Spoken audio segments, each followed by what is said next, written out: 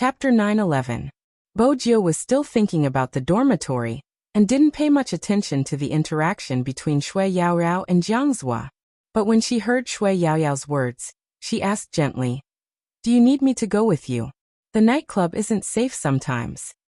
"It's fine, I can go alone." Shui Yaoyao smiled, her heart softening as she watched the youngster. Even her eyes were brighter than before. Jiang Zhua's eyes dimmed when he saw this. He didn't say anything, he continued to drink as though he hadn't heard their conversation. He tilted his head back and drank the wine in his hand, turning his leg to let Shui Yaoyao out. After about a minute, he stood up and raised his glass towards Qin Mo. "I have a friend over there, you guys can drink first." Qin Mo glanced at Jiang Zhua. He was already aware of some things, but he didn't like to interfere in other people's relationships. Especially since he knew Jiang Zhua well, he only acknowledged with a faint mmh and didn't say anything else. At this moment, Shui Yaoyao was standing at the corridor. She wasn't dressed like the other girls in the nightclub, she was dressed very conservatively. It was just that she, who had lost weight, was especially fair. Her eyes were also a lot bigger. When she tied her hair up, her neck would always look very white and slender from the back. It made people want to know what she looked like from the front. There was a man passing by, dressed rather maturely. When he saw Shui Yaoyao, his eyes lit up. Then he walked over and lowered his voice. His face was chiseled and tough. "Alone?"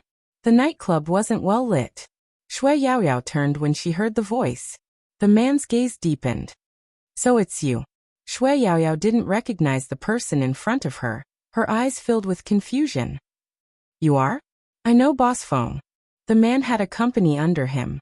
He was in the network integration business and wasn't unfamiliar with esports.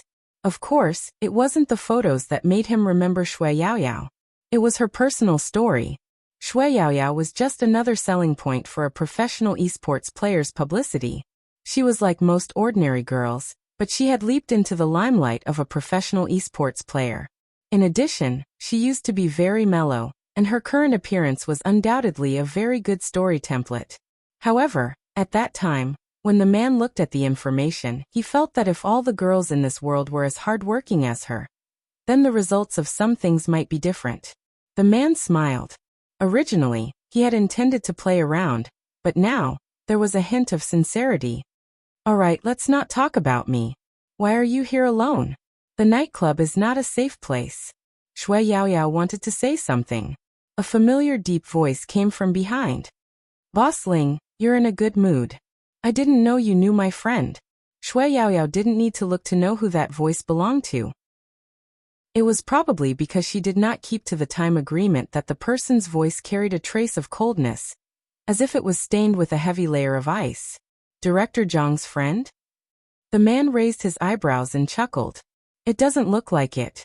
Jiang Zhua had never been like this before. Even though his lips were curved, there wasn't a smile in his eyes. "What doesn't seem right? Director Zhang's friends are all." The man paused before continuing.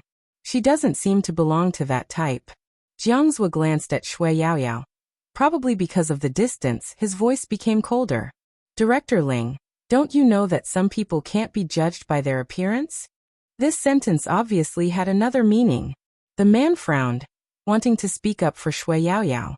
But Jiang Zhua pulled her over, his left hand holding onto Shui Yaoyao's wrist. There wasn't a hint of awkwardness on his face. Instead, he had a warlord's child smile. It was devilish. "I have some private matters to discuss with her. Please help yourself, Director Ling." Before the man could say anything, Jiang Zhua had already dragged her to the corridor at the side. The nightclub's bodyguards automatically stood out, blocking the entrance. After all, this was Jiang Zhua's place. There were some special places prepared for him. The corridor was paved with red carpet, and at the end was a luxurious private room. That private room was rarely visited, specially provided for Jiang Zhua to rest. Hence, there weren't many people around, except for a few high-ranking officials and children who came to have fun.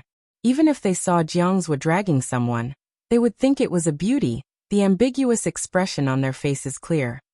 "Hey, young Master Jiang seems to have changed his taste today.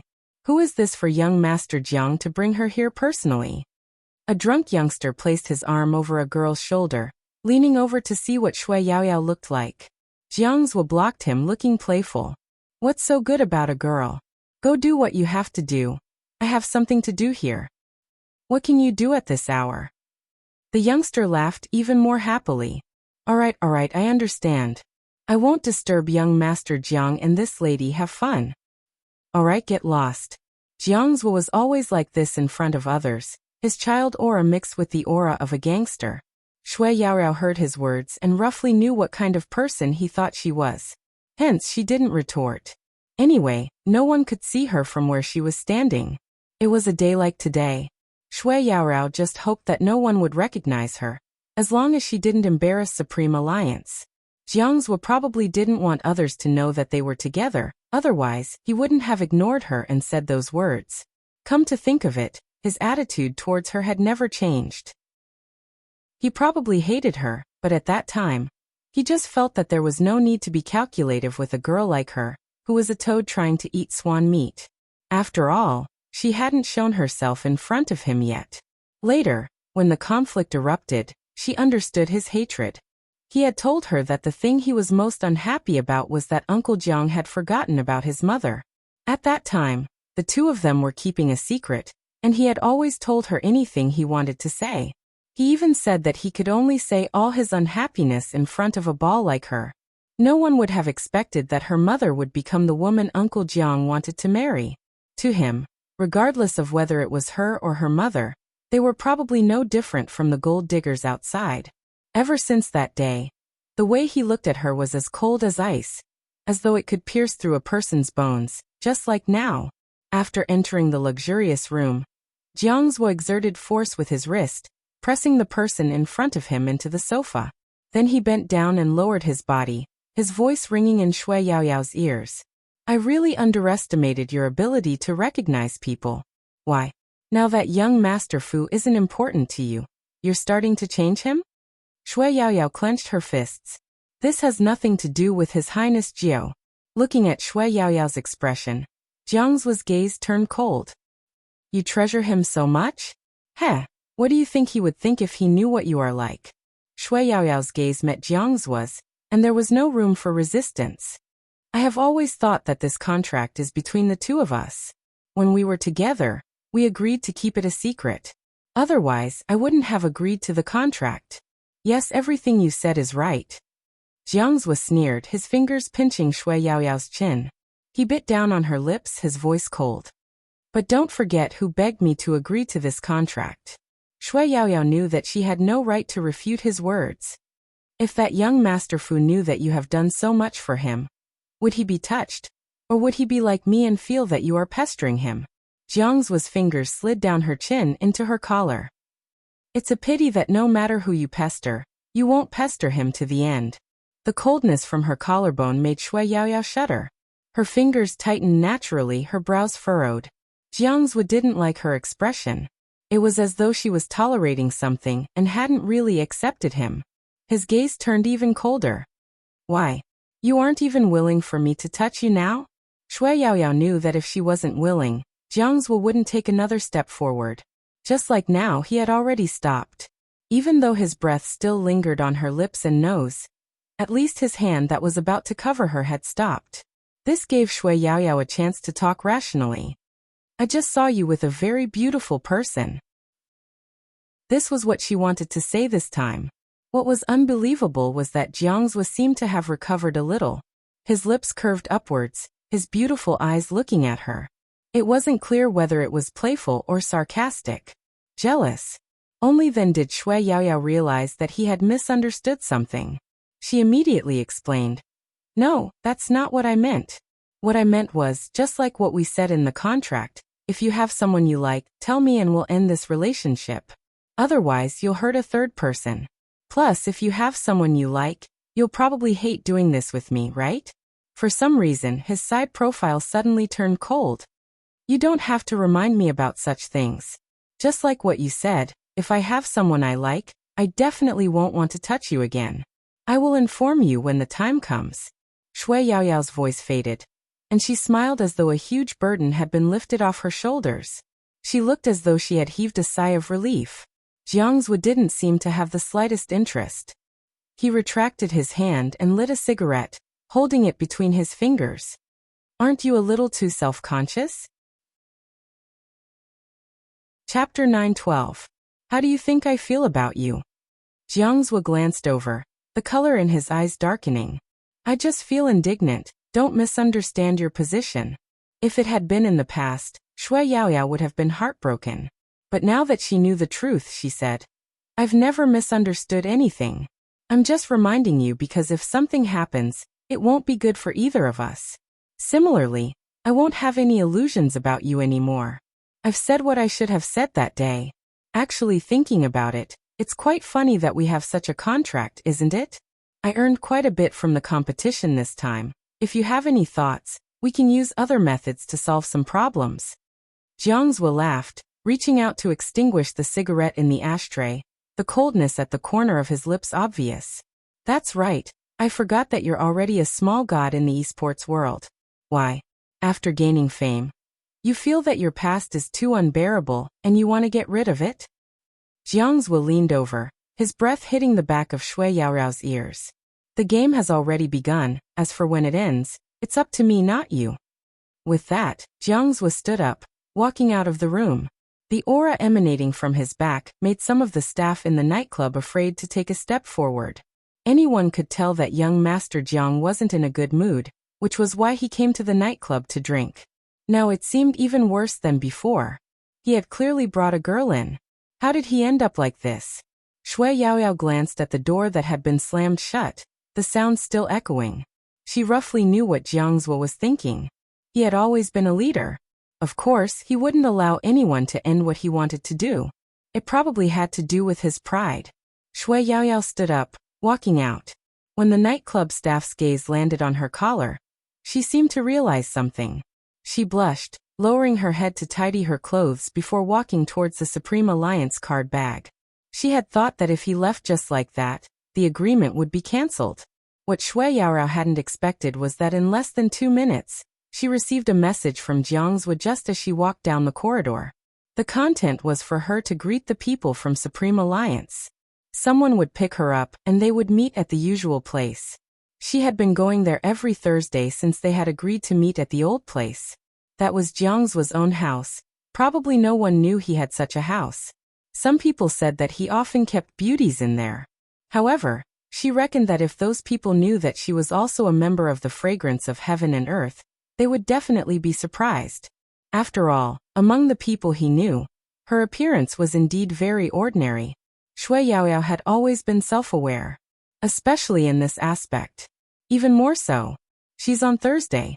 He just didn't know what day it was for the others. Even though he had promised her that he would only do it with her when they were together.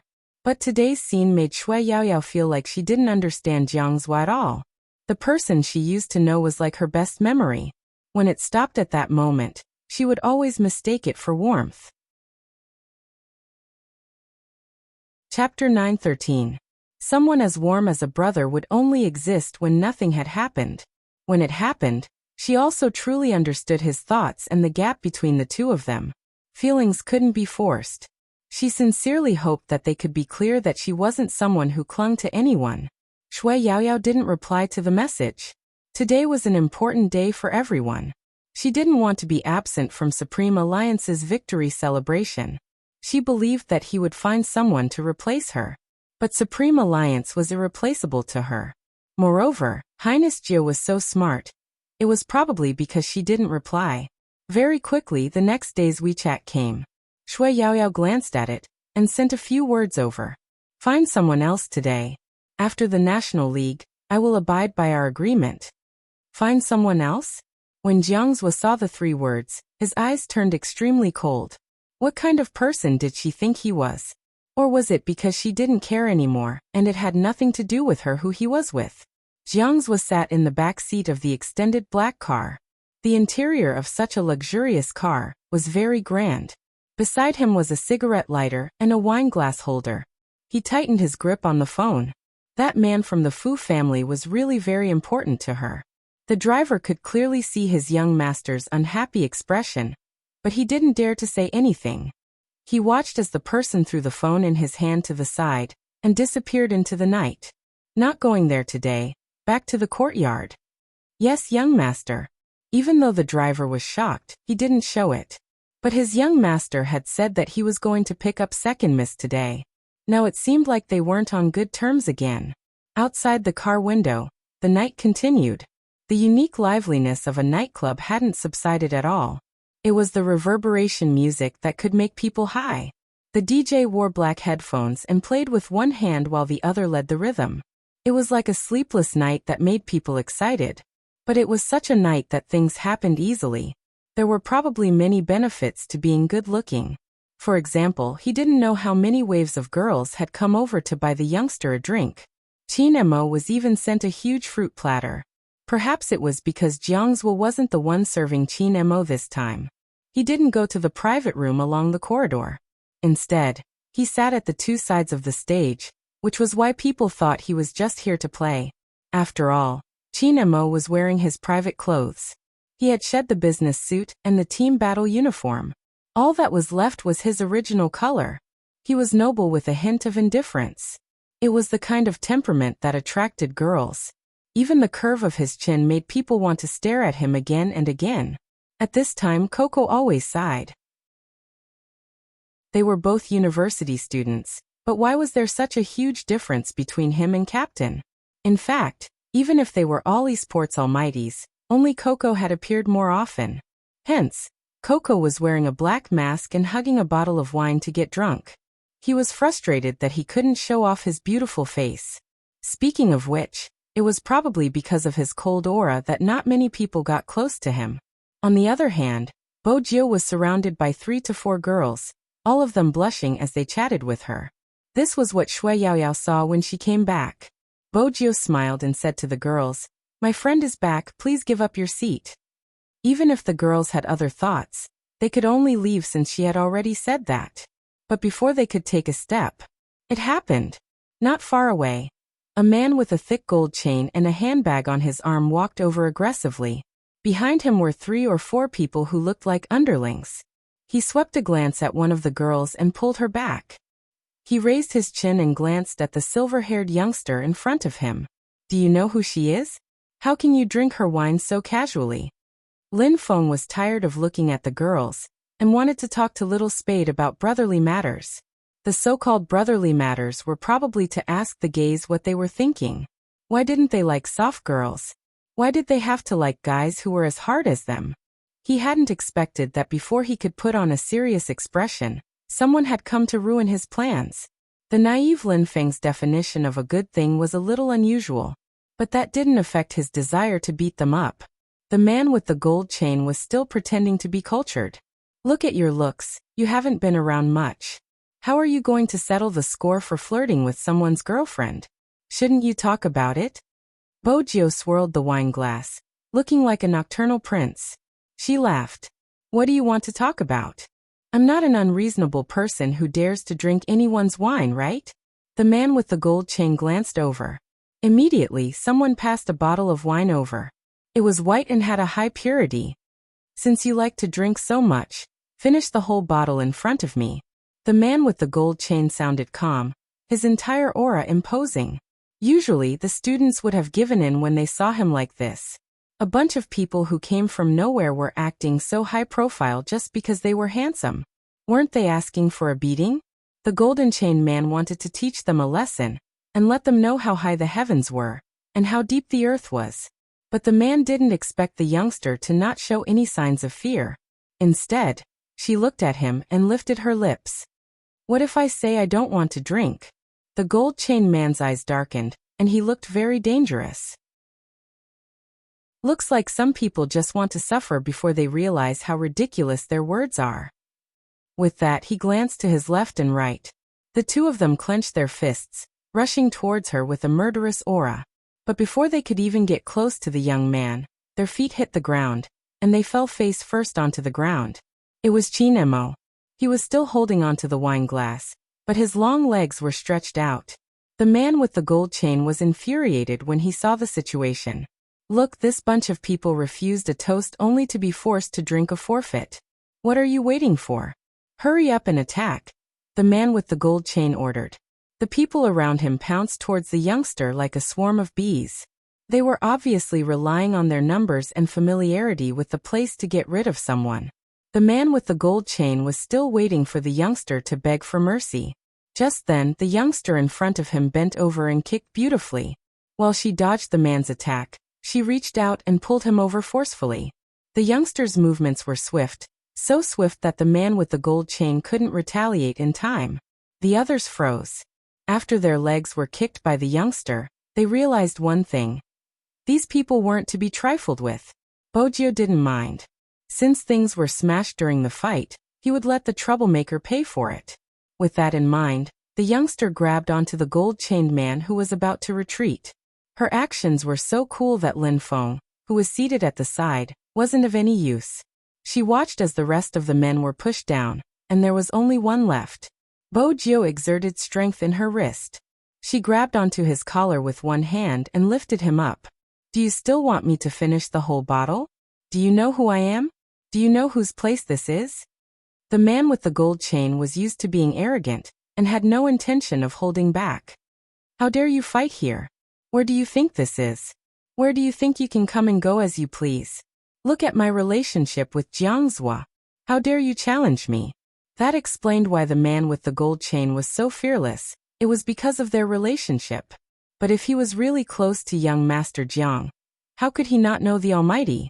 It was highly possible that the man with the gold chain was just a friend of young Master Jiang. He was flaunting his relationship with Jiangzhua in front of the Almighty. Bojio treated it as a joke. The man with the gold chain didn't change his attitude towards them, especially the person who had been sitting in the innermost corner. He lifted the corners of his lips as though he was mocking him. The man with the gold chain couldn't tolerate it. When he saw the waiters and bodyguards, even the manager was alerted and ran over. Instantly he gained confidence. In reality, she had tried her best to reduce the area of influence during the fight. However, the big golden chain did not seem to think that it was time to reduce the area of influence. Instead, his words made many people look in his direction. After the manager heard the news, he hurriedly ran to the card box. The gold-chained man pulled him over. Manager Lee, look. These young people like to cause trouble. People like them should be chased out. It's good that you're here to teach them a lesson. After saying that, the golden-chained man glanced at the group of people again. It was as if he was saying, "Did you see that? If I want you to leave, it's just a matter of saying a few words." Regardless of whether it was Bojio or Shui Yaoyao, they could all read the meaning behind his gaze. Actually, it doesn't matter if Manager Lee doesn't come. I can handle these people myself. Intentionally or unintentionally, the man flaunted his connections. But I'm really thankful that you came all the way here just for me. However, the gold-chained man didn't expect Manager Lee to walk past him and ask Qin Mo. Young Master Qin, do you need me to change your seat? Or what do you want to do?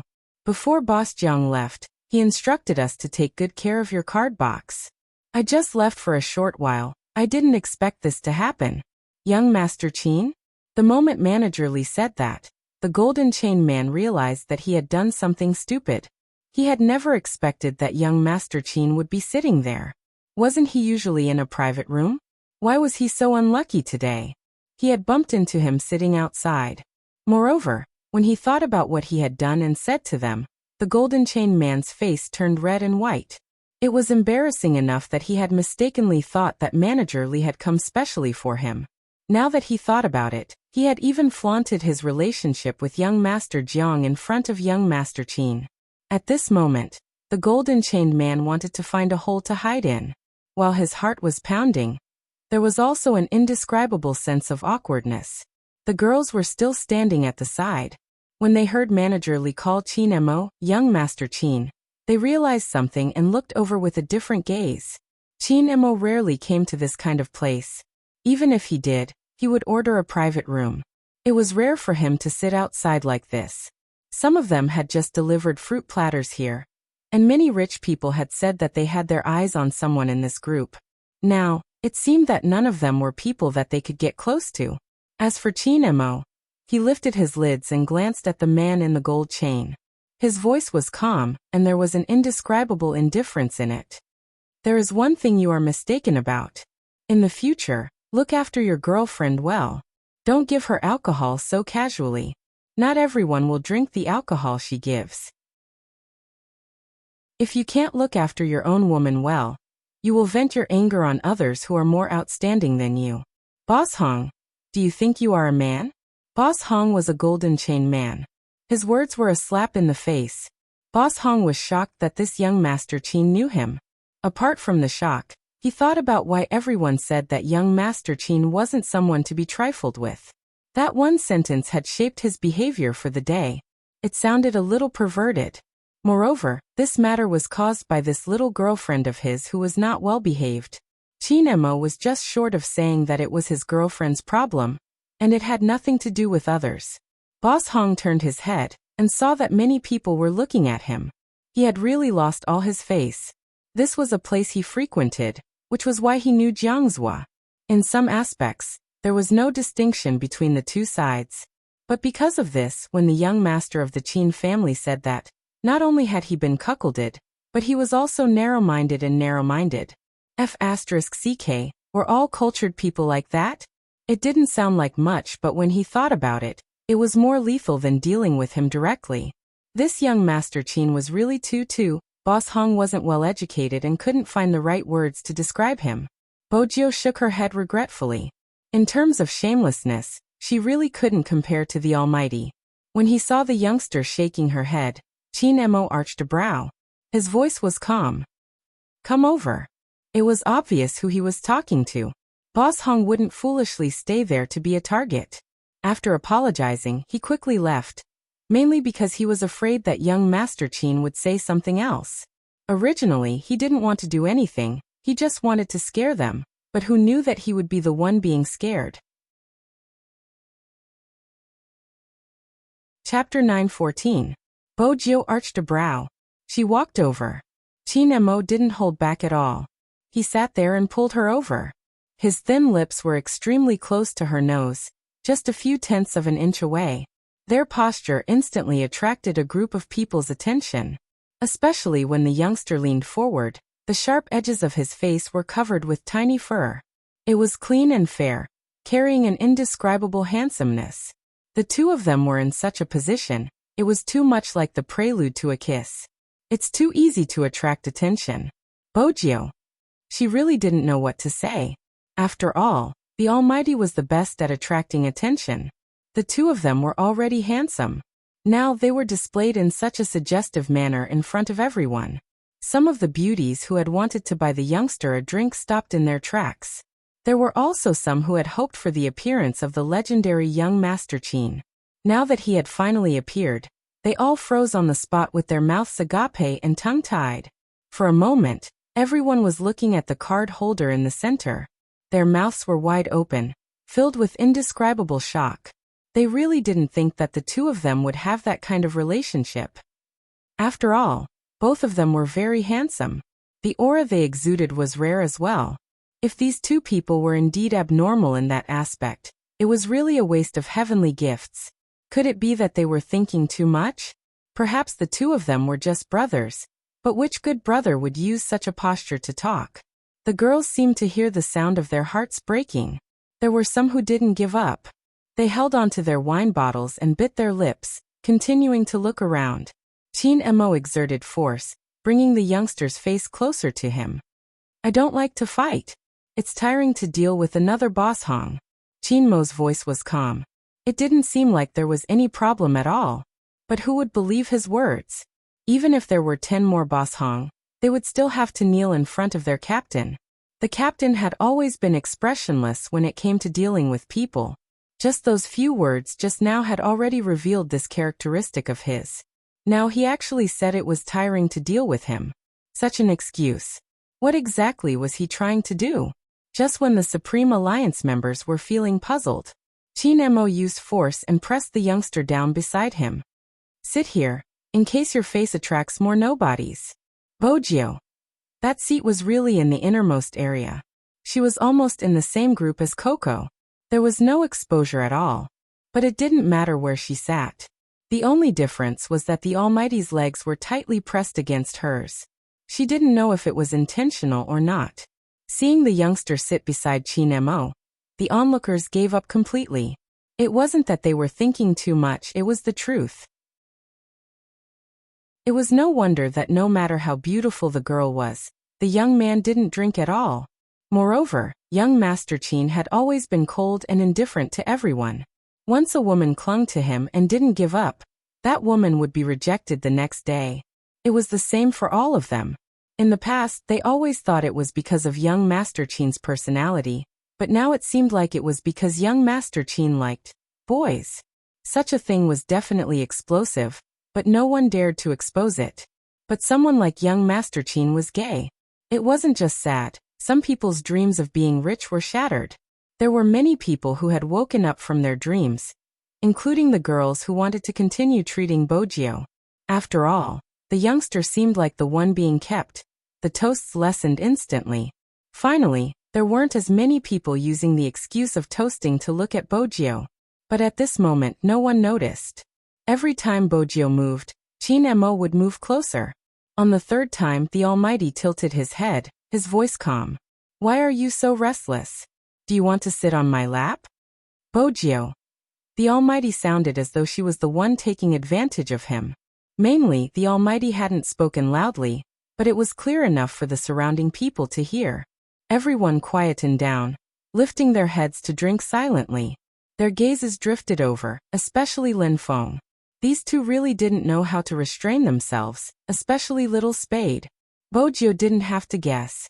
Once she saw Lin Feng's gaze, she knew he had misunderstood something. After all, she was the aggressor in everyone's eyes. If she took the initiative, it wouldn't be wrong. But the Almighty's tricks. Bojio glanced up at Chin Mo. It was really shameless. Chin Mo allowed the youngster to size him up. There wasn't any hint of discomfort on his face. He was still indifferent and noble. The more he looked, the more she took the initiative. In the end, Bojio gave up. The Almighty was so handsome. In terms of looks, he was indeed able to take the initiative, regardless of gender. So be it if his long legs were pressed against hers. It wasn't as though they hadn't done more intimate positions before. She could touch his thighs and make the crime of taking advantage of him a reality. Since she was already the one taking advantage, it would be a waste not to touch him. After thinking it through, the youngster's expression became more mischievous. She placed her left arm on the sofa behind her, her right hand naturally placed on his long and slender leg. Speaking of which, it did seem like a domineering CEO teasing his secretary. It wasn't bad for her. Especially when her hand was placed on the Almighty's thigh. She could clearly feel his body freeze for a moment. Bojio had always been more than happy to be able to influence his actions. She still remembered the time when she had first met the Almighty. She had only needed to blow into his ear and he would go berserk, wanting to stuff her into a bucket like trash. It was rare to see an Almighty like this. Anyone could tell that the youngster was a hedonistic son. The smile on her face obvious. Who knew what she was up to? The moment she placed her hand on his thigh, Chin Mo's hand paused.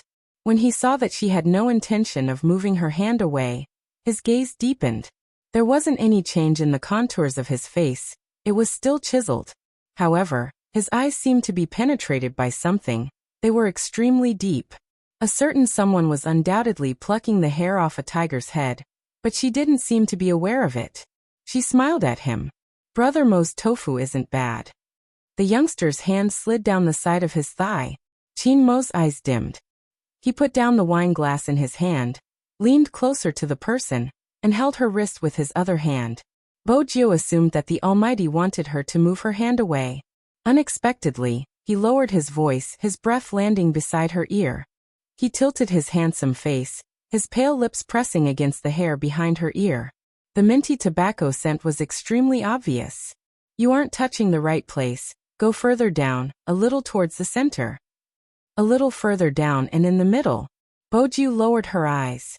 She glanced at the man who was about to lift his head due to her actions. She was extremely familiar with the feeling of her blood slowly swelling up. That thing had tormented her for an entire night.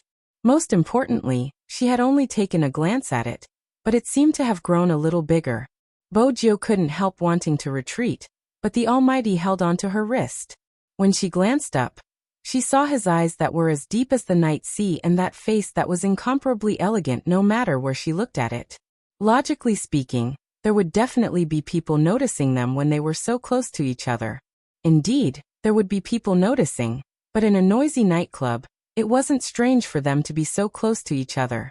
Moreover, Lin Feng was still thinking about how to win against Yin Hu, hence he used all his backup plans. He got Coco to stare at Yin Hu's spot and give him hints. Uncle Ian had drunk quite a lot and was smoking. Shui Yaoyao wasn't paying attention. She swiped open her phone screen and waited for it to dim. Therefore, no one noticed the movements of these two people. In addition, the two of them were indeed sitting very close to each other. No matter how intimate they were, it wouldn't make people feel anything.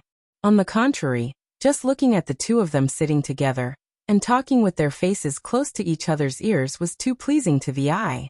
The tips of her ears turned red, her palms burning hot, especially when he held onto her hand and moved it downwards. It didn't feel like she was teasing him, instead, it felt like she was being teased. Why? You were touching me with all your might just now, but now you don't dare to? Qin Mo's voice was a little hoarse as though he was warning her. How are you going to take responsibility if you're done touching me? Bo Jio knew that if this continued, she would be the one in danger. Fortunately, this wasn't the same as in the car or on the bed. She smiled faintly and stood up. I'm going to get a plate of dried fruits. You guys can continue. Bo Jio had always been skilled. If she wasn't trapped, it wouldn't be difficult for her to escape from the Almighty's strong aura. The Supreme Alliance members didn't pay attention to this side. They were all immersed in the game of dice rolling. When Lin Feng heard that she was going to get a plate of dried fruits, he glanced up and said, "Another bucket of ice." All right. Bo Jio didn't stay any longer. She had wanted to escape for a while. Qin Mo watched as the figure walked further and further away. He raised his eyebrows and frowned heavily. He had finished the wine in his hand, but he couldn't get up. He could only wait for the heat to dissipate. The feeling of that person's fingers still lingered on his long legs. It was too sweet. Qin Mo's eyes darkened. He reached out and tugged his collar open, pressing the loose strands of hair to the back of his head. In this state, he was even more alluring and seductive than usual. Especially when he moved, it was as though he was a blooming red spider lily, elegant with an indescribable beauty, attracting the attention of everyone in the nightclub. Especially the girls, they couldn't help but glance over. But when they thought about the interaction between young Master Qin and the youngster, they could only sigh internally. Why did handsome men end up with other men? Previously, they would still approach him without fear of death, but now that they saw him like this, they really didn't have any thoughts of being extraordinary anymore. Even if that person was exuding a charm that made people want to look at him again and again, they couldn't go any further. It was such a pity that they couldn't touch him. Just as the beauties were feeling disappointed, Bo Jio had already gotten the dried fruit platter. But when she brushed past a girl, she suddenly stopped. It wasn't for any other reason. It was because the girl didn't know what was going on, but her legs went soft, and she almost fell. Bo Jio went over to support her instinctively. But when she touched the girl's arm, her heart froze. Why was she so skinny? That was Bo Jio's first reaction. But before she could react, her fingers were trembling. The girl seemed to be enduring something, her fingers trembling slightly. Bo Jio thought something was wrong with her. She tilted her head and asked, "Are you feeling unwell?" Washroom. The girl finally raised her head. Her looks were not bad. It was probably because her makeup was messed up that she looked a little like a ghost. Bo Jio observed her expression. The washroom isn't in this direction. Washroom, I need to go to the washroom. As the girl spoke, she seemed to be inhaling and exhaling. Her expression became very indescribable. Even her face was much paler than before, as if a serious illness was about to act up. But Bo Jio knew it wasn't a serious illness. It was a state that happened when a drug addict wanted to take drugs. But she never expected someone so young to be involved in drugs on the mainland. After all, the girl seemed to be around her age and was just a high school student. Bo Jio frowned, reaching out to pull the girl's wrist over, pulling the sleeves of the long dress she was wearing. Sure enough, in the armpit, there were still remnants of the tiny needle and the greenish skin. This proved that she wasn't a newbie. Bojio's eyes widened. This was the first time there was a different color in them. She was well aware of the law and order in the mainland. Some places were extremely strict with drugs, especially in Jiang City. Besides, based on Jiang's personality, even if he opened a nightclub, he wouldn't allow his subordinates to touch such things. After all, he was a military officer. Coupled with his background and his relationship with the Almighty, all of these made this nightclub cleaner than any other nightclub in the city. If there was anything that was not clean, it would be the interactions between the officials. But those had nothing to do with drugs. More importantly, this girl didn't seem like someone who would be addicted to drugs. After all, no matter from the way she dressed, she belonged to the type of obedient girl. Chapter 9:15. Bojio could feel the grip on her wrist getting harder and harder to control. The girl seemed to be enraged, shouting at her darkly. "Wei, where's the washroom? Give it to me, I know it's there, give it to me." Usually, when a drug addict acted up, they would be extremely strong. They would be like a lunatic that no one could control. This girl wasn't an exception. Since she couldn't find the answer she was looking for, she pushed Bojio into a pile of alcohol. It was called a pile of alcohol because there was a triangular shape made of alcohol bottles. It was originally a luxurious display. It was easy to imagine how big of a commotion would be caused by such a collision. Most of the staff in the nightclub looked over. Fortunately, Bojio's reflexes were fast. When the bottle fell, she wasn't pushed down. Otherwise, her right hand would have been cut by the broken bottle. Almost immediately, the nearest nightclub staff ran over. Bojio was stopped by them. Hence, she missed the opportunity to follow the girl. "Sir." The manager wanted to say something, but when he saw the youngster beside Qin Mo, his attitude changed instantly. "Young Master Jio, why are you here? Are you hurt anywhere?" Bojio shook her head, her dark eyes watching the direction the girl had left with a glint in her eyes. The nightclub manager didn't know what the youngster was thinking about. He turned to the staff. "Clean up the place and check the surveillance cameras. What exactly happened?" "Yes." The nightclub manager was smart. He knew the youngster wouldn't knock into a pile of alcohol for no reason. Moreover, she had knocked into it with her back. Bojio knew that Jiangzhou had hired a good person. She walked over with a devilish smile. "I'm sorry for the trouble, but there is indeed something. Since young Master Jiang is Brother Mo's friend, I'll remind you that someone has other business here. Manager Li, it's time for you to investigate." In a nightclub, the other business was prostitution, pimping, and the most profitable drug. If it was the former, it could be dealt with slowly. But if it was the latter, young Master Jiang's identity was special. If someone found out that there was such a thing in his club, the entire Jiang family would be implicated. Manager Li's expression changed, but he had to suppress it in front of the youngster. "What other business does young Master Jiu mean?" Bojio stuffed a hand into her pocket and took a step forward. She opened her lips slightly, her voice calm, but it was as though a huge chunk of gold had drilled into Manager Li's heart. "Fan." With just one word, Manager Li could no longer maintain his composure. How did young Master Jiu know about this?" Manager Li was very anxious when he said this. Bojio could tell and briefly explain the process. Manager Li really didn't know what to do. Bojio suggested, "Let's head to the surveillance room and check the footage of this girl. We have to report this to the police. If we don't, when they find out, your shop will become a den, and you won't be able to clear your name. Also, Manager Li, how many bathrooms do we have here?" "Bathroom?" Manager Li didn't understand. "Young Master Jiu, why are you asking this question?" Chapter 9:16. Manager Li wanted to know how she knew the washroom wasn't within their surveillance. Why did he feel as though young Master Jiu knew the structure of the nightclub better than him? "We don't have much time. Get someone to call the police. We'll talk as we walk." Bojio walked towards the corridor at the side. Manager Li. Who exactly was the manager of this nightclub?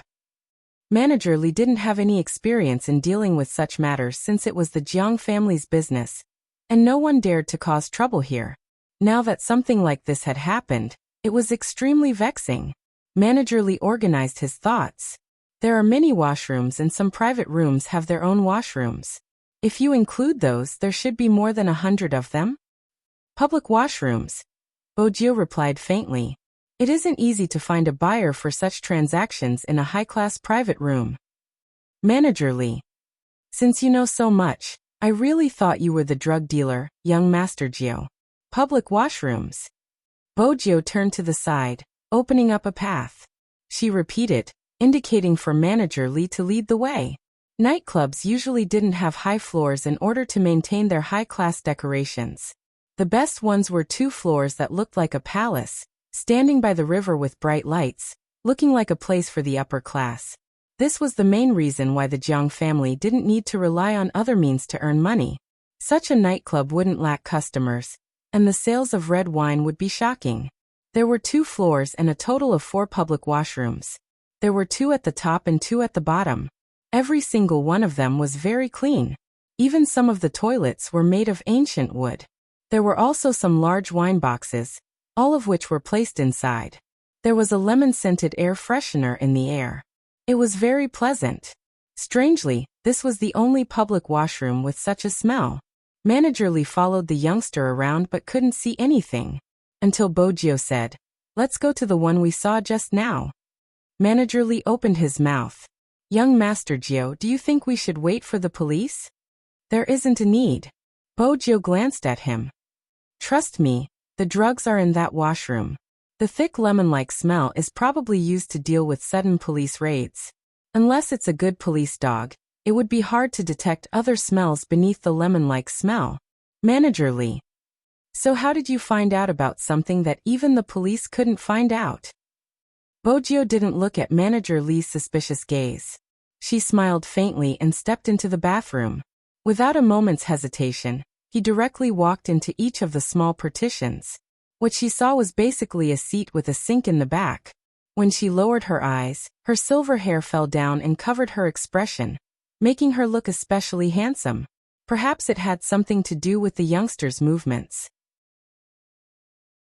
He casually stepped on the sink with one of his long legs and knocked on the sink lid with one hand. As his thin lips curled up, he directly lifted the sink lid. The entire process was as manly as flowing water. Manager Lee was dumbfounded by the sight. His disassembly skills were almost on par with professional toilets. Bojio pried them open because she wanted to see if there was anything inside. But it would take too much time for her to do it alone. The young man straightened his back and said, "Manager Lee, get your men to remove all the toilet and sink lids in this washroom. It'll be faster this way." Manager Lee really didn't know how to describe his current feelings. But having someone at the side to handle it was better than having no one since the police hadn't arrived yet. He ordered 4 to 5 people to enter the washroom. Bojio glanced at the corridor outside. "Manager Lee, can I trouble you to hang a cleaning sign outside the washroom?" They were here to find clues and arrest someone. If they didn't close the door after creating such a huge commotion, they would be in trouble in the end. Manager Lee sincerely felt that young Master Gio's face didn't change at all when she commanded him. She was even better than their young Master Jiang. At this moment, it wasn't the time to be concerned about such things, even though he wasn't sure how capable he was. But the youngster didn't seem like a clueless person. But thinking about it, it was strange. It wasn't as if Manager Lee didn't know the youngster in the past. Using the word prodigal to describe him was a compliment. But now, the youngster standing in front of him seemed to have been reborn. His action of kicking open the washroom door was swift. Moreover, when the youngster gave orders, his aura was irresistible. "Go and hang a sign." A smart person like Manager Lee would never judge someone based on their past impressions. Hence, after Bojio finished speaking, he immediately got his men to do it. He wanted to see if the youngster could find anything. The washroom's decor wasn't as luxurious and wasn't as small as other nightclubs. There were about 20 seats. The 4 of them lifted the cover of the sink, but they weren't as fast as the youngster. Manager Lee watched from the side, feeling conflicted. In the end, the youngster lowered his lids. His handsome face seemed to be smiling. He reached out with his other hand and gestured towards him. He didn't even turn his head. indicating for him to go over. As the person in charge of the biggest nightclub in Jiang City, Manager Li, who was known as Boss Li, had never done such a crude thing before. But after understanding the youngster's intentions, he couldn't not go over. There might be something. Helplessly, Manager Li pulled out a handkerchief from the front pocket of his suit. He covered his nose and walked over. Bojio turned and saw Manager Li's expression. Fortunately, she hadn't waited for the police. If they had come, the Almighty would have been the one investigating the case. If the Almighty had come to check the washroom, it would have been torturous given his misophobia. Hence, as the owner, she was too considerate. She had helped her pet solve the problem at the beginning. Manager Li didn't understand why the youngster was smiling. He glanced down and frowned. What is this? A black plastic bag? Bojio arched a brow. Of course it's what we are looking for. Manager Li, aren't you going to take it out? Take it from here? Manager Li's gaze was filled with rejection. Bojio laughed. It's just a sink, it isn't dirty. Why, Manager Li, do you intend to let a customer like me take it? Do you still remember that you are a customer? People who didn't know better would think that this nightclub was owned by your family. You even know the way to the sink. Manager Li screamed in his heart. He wanted to chop his feet. How could he know that the previous time Bojio had been here? She had even climbed through the ceiling. Manager Li had no choice since it wasn't a good thing for others to know. The fewer people who knew about it, the better it would be for their young master Jiang. He gritted his teeth and closed his eyes, scooping the bag out of the sink. He wanted to rush out and wash his hands. Bojio smiled faintly as she tore the black plastic bag open. 5 packets of white powdery substance fell out of the bag. Manager Li froze on the spot. It was really drugs. And there was quite a lot of it. How could this be? The people who came here to play had their bags checked. If there was something like this, it would definitely be detained. It was one thing to hear the youngster talk about it, but it was another thing to see it. After all, Manager Li was against drugs. He knew how scary it was. While Manager Li was still lost in his thoughts, Bojio squatted down and picked up one of the packets. She weighed it and caressed it with her fingers. Her eyes dimmed. It's from the Golden Triangle. Manager Li felt that the youngster's reaction wasn't the reaction a high school student should have after seeing drugs. But from the way she was searching, it didn't seem like something a high school student would know. Most importantly, how did young Master Jio know that these are from the Golden Triangle? If he didn't know young Master Jio's character, Manager Li would have suspected that he had placed the things in the black plastic bag. But if he thought about it, young Master Jio probably liked to flaunt his wealth and chase after men. Even now, some images still flashed through his mind. But that didn't include him now. Bojio retracted her hand and straightened her body. This is good stuff. The purity is high, the particles are fine and the workmanship is exquisite. Who would dare to do this here? It must be from overseas. Bojio's last few words were too professional. Manager Li's eyes lit up. He realized that this wasn't an ordinary drug case. Hand the things over to the police and explain the situation in detail. Bojio paused. She glanced over, her eyes glimmering. Oh right, I remember that we have to do a full check before entering.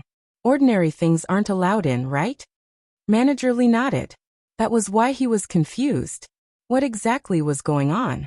Was there a problem with the security? Just as he was thinking about it, the youngster asked again. The young man asked again. Who's in charge of cleaning the bathroom? You have to ask the Human Resources Department. As a manager, he didn't know. Bojio smiled. If it's convenient, give me a list. All right. Manager Li's mind wasn't on this anymore. When his phone lit up, he seemed to have regained his confidence. The police are here.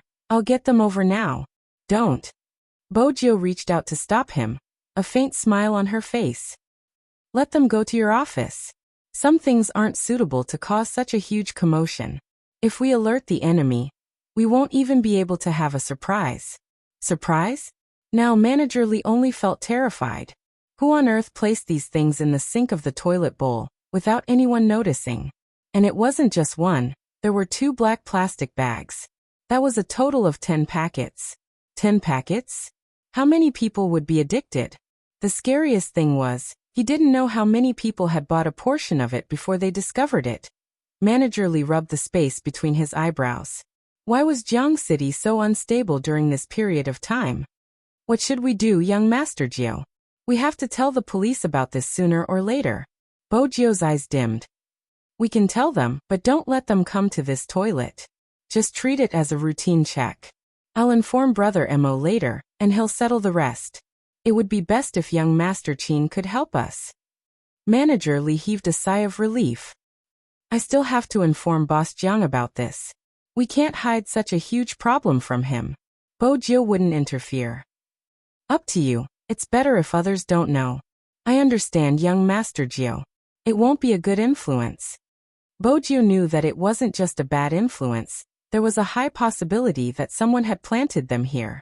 The drug business was a profitable business. Many people were unscrupulous in order to earn this kind of money. Sometimes, the people who dealt with these things in the middle were the most inconspicuous ordinary people. They wouldn't even think about what was in the black plastic bags. In the past, Bo Jiao had been to a small town near the Golden Triangle in Yin City. There were many anti-narcotics policemen from the past. Countless anti-narcotics policemen died there in a year. They knew that it was the entrance to China. Once it was opened, the consequences would be unimaginable. Hence, they didn't hesitate to risk their lives. It was all for the sake of allowing the people living here to be happy and live a blessed life. It was a pity that some people didn't have this awareness, especially in that kind of border area. No one could have imagined that the largest drug trading market at that time, and the way to transport drugs from overseas to within the country, was a vegetable market in that small town. On one side, they were honest vegetable sellers. On the other, they were transporters who transported drugs to various parts of the continent. They knew what they were doing, but in their hearts, it was fine as long as they didn't take the drugs. It was mainly because selling drugs was more profitable than doing anything else. Hence, these vegetable sellers became the perfect middleman for the drug traffickers. At that time, the police couldn't find any clues because no one would have thought that the ordinary vegetable seller was a drug transporter. What was more frightening was that the entire market was the same. Once a person's worldview was formed, it was really hard to change. We humans are often the ones who kill ourselves. The people in the market were like this. When the police went to investigate, they even felt that the police were interfering with their business. It wasn't like the narcotics officers had never encountered such a situation before. There were also some celebrities who took drugs. There would always be a group of people who would say, "Isn't it just taking drugs? We didn't harm anyone. Why are you pestering our dada? I really feel wronged for our dada." If this was enough to make him feel aggrieved, what about the anti-narcotics police who sacrificed their lives at the border to protect everyone? Bo Jiao felt that some people weren't worth protecting, so she was different from the Almighty. Chapter 9:17. Even though they were doing the right thing, they weren't understood. On the other hand, the wrongdoers were easily forgiven. That was human nature. Bo Jiao had always known this, because some people would easily forgive someone for someone else. The reason was simple: they weren't the ones who suffered the most. Perhaps that was the most heart-chilling part. The person they were protecting was the source of everything. Bo Jiao stood up. Without another word, she headed in the direction she had come from. After Manager Li kept the drugs, the first thing he did was to call Jiangzhua. Jiangzhua's car hadn't reached home yet. After hearing the entire story, his eyes dimmed. Turn around and head back to Yisei. Yes, young master. The driver didn't understand what had happened, but his young master's expression was worse than before. He started to feel uneasy. Jiangzhua instructed Manager Li from afar. Is young Master Qin still in the shop? Yes. Manager Li replied immediately. Boss Jiang, don't worry, young Master Jiao has already informed young Master Qin. Jiangzhua frowned. Young Master Jiao? That's right. We have to thank young Master Jiao. I never expected him to be so knowledgeable. If he hadn't noticed the abnormality of the person who bumped into him, we wouldn't have realized that there was such a business in the shop. What's more unbelievable is that he managed to find the drugs from the washroom in just 5 minutes. Young Master Jiang, you can't judge a person based on their past. They change too quickly, way too quickly. Manager Li wanted Jiang Zhua to understand the entire situation. Mainly, he wanted to explain why young Master Jiao knew about the drugs. It was because young Master Jiao had been the one who had discovered the drugs and not him. Oh right, young Master Jiao was the one who suggested calling the police. He said it would be good for our shop. Jiang Zhua's fingers stilled. He hadn't expected that the person who would solve the problem for his shop would be the young master of the Fu family. The night continued to fall. Qin Mo glanced down at the time on his phone. Wasn't a certain someone taking too long to get a dried fruit plate? At this thought, Qin Mo's eyes dimmed. Then he stood up. The warmth in his eyes no longer visible. Captain, where are you going? Lin Feng was obviously a little drunk. Qin Mo glanced at his blushing face before turning to look at Yun Hu, who was still pouring wine for Lin Feng. He understood what was going on and replied calmly, washroom. Why are all of you going to the bathroom? Lin Feng lowered his head and downed another glass of wine. Qin Mo basically didn't interfere with the relationships between team members, be it male or female, male or female. What he was thinking was, what did that guy go to do? With a certain someone's skills, even if something had happened, it wouldn't have taken so long. A whole 15 minutes. Could it be that it was the same as last time? He was on the run again? Qin Mo's left hand that was hanging by his side tightened. The curve of his chin was a little cold, so much so that there was an indescribable hostility in his back view. There were always all kinds of people in a nightclub, especially in the direction of the corridor. There was also a boy who seemed to be drunk. Otherwise, he wouldn't have dared to walk in front of Qin Mo. That person probably didn't have a normal sexual orientation. When he saw Qin Mo walking over, he couldn't move his eyes away. It was as though he wanted to get closer to Qin Mo. After all, men were usually more open than women. His intention to ask Qin Mo to sleep was obvious. But the youngster just lowered his voice and called out, handsome. Qin Mo opened his thin lips and said, scram. He respected everyone's sexual orientation. But it didn't mean that he respected the debauchery of this circle. He was instinctively disgusted by such shameless people. It was Qin Mo's fault for looking like a man and a woman. The boy didn't retreat. Instead, he took a step forward and teased even more. If you don't try, how do you know you won't like it? Qin Mo swept his gaze over. The boy thought that he had a chance. His hand was about to touch Qin Mo's chest. In the next second, he was kicked to the ground. Qin Mo didn't hold back in this kick. The boy held his knee and rolled back and forth in pain. Qin Mo didn't have any intention of stopping. When he looked up and saw the youngster who appeared at the corner, he stopped in his tracks. Both of them had never expected to meet in the middle of the corridor. Bojio watched the scene. She was almost certain that the Almighty was born straight. But why was he so insistent on making him straight? But the original owner of this body must have pursued the Almighty in the same way. It was a miracle that he was able to live healthily until now. Qin Mo stuffed a hand into his pocket and walked towards her under the boy's gaze. The boy bit his lips. So you aren't a straight man. You already have a partner. Why are you acting so serious? Hey, ask your friend if he is willing to do it as a threesome. I don't have any objections. Bojio found his words hilarious. Where did he get his confidence from? He thought that if he didn't have any objections, others would agree to his ridiculous suggestion. As expected, no matter where you were, there would always be people with a broken worldview. Bojio and Qin Mo had the same attitude toward such people. They would either ignore them or beat them up. It was obvious that they had more important matters to attend to today. Hence, Bojio didn't even glance at the boy. She turned to Qin Mo. Brother Mo, there's a problem with darkness. Qin Mo saw the seriousness in the youngster's eyes and immediately realized it was a huge problem. Let's talk while we walk.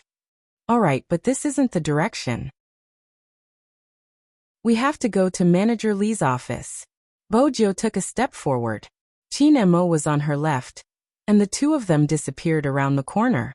The boy on the ground felt as though he had been slapped in the face. It was a harsh slap. Time trickled by slowly. After they met up, Bojio told Qin Mo everything that had happened. After she was done, she couldn't help but ask, Did you want to beat me up when I chased you like this in the past? Unexpectedly, Chin Mo thought about it seriously. You should be glad that you haven't been as close to me as he is now. Which meant, it was within your tolerance range. No. Chin Mo was thinking about his attitude back then. But I didn't want to bother. Bojiu arched a brow. That's not much better. Indeed, I didn't like you at the start. Chin Mo glanced at her. Until you changed your method to attract my attention. You refused to add me as a friend in the game. It wasn't a bad method to advance by taking a step back. Bojiu opened her mouth. She wanted to say that the Almighty had misunderstood. At that time, she had been purely rejecting him. But before she could speak, Chin Mo spoke again, his gaze deep. Chin Mo opened his mouth again, his gaze deep. Or did I misunderstand? Did you want to reject me from the start? That's weird. You were insisting on wanting me the day before and the next day. You didn't even seem to recognize me. Do you think that's normal? It wasn't normal. Hence, Bojiu could only swallow her words. She admitted his words. I was indeed taking a step back to advance. Chin Mo chuckled at the youngster's depressed expression. Do you like me that much? Do you like me so much that you would resort to such underhanded methods? Yes. What else could she do? Say no? Then the Almighty would notice something amiss and discover her biggest secret? She was starting to suspect that the Almighty had said it on purpose. Since you like me so much, Chin Mo paused, looking at the youngster. Why didn't you agree to be with me? Bojiu paused. Every single one of his questions was a trap. The Almighty was the only one who could do such a thing. Bojiu had to find an excuse. I'm still a boy, I have to be careful.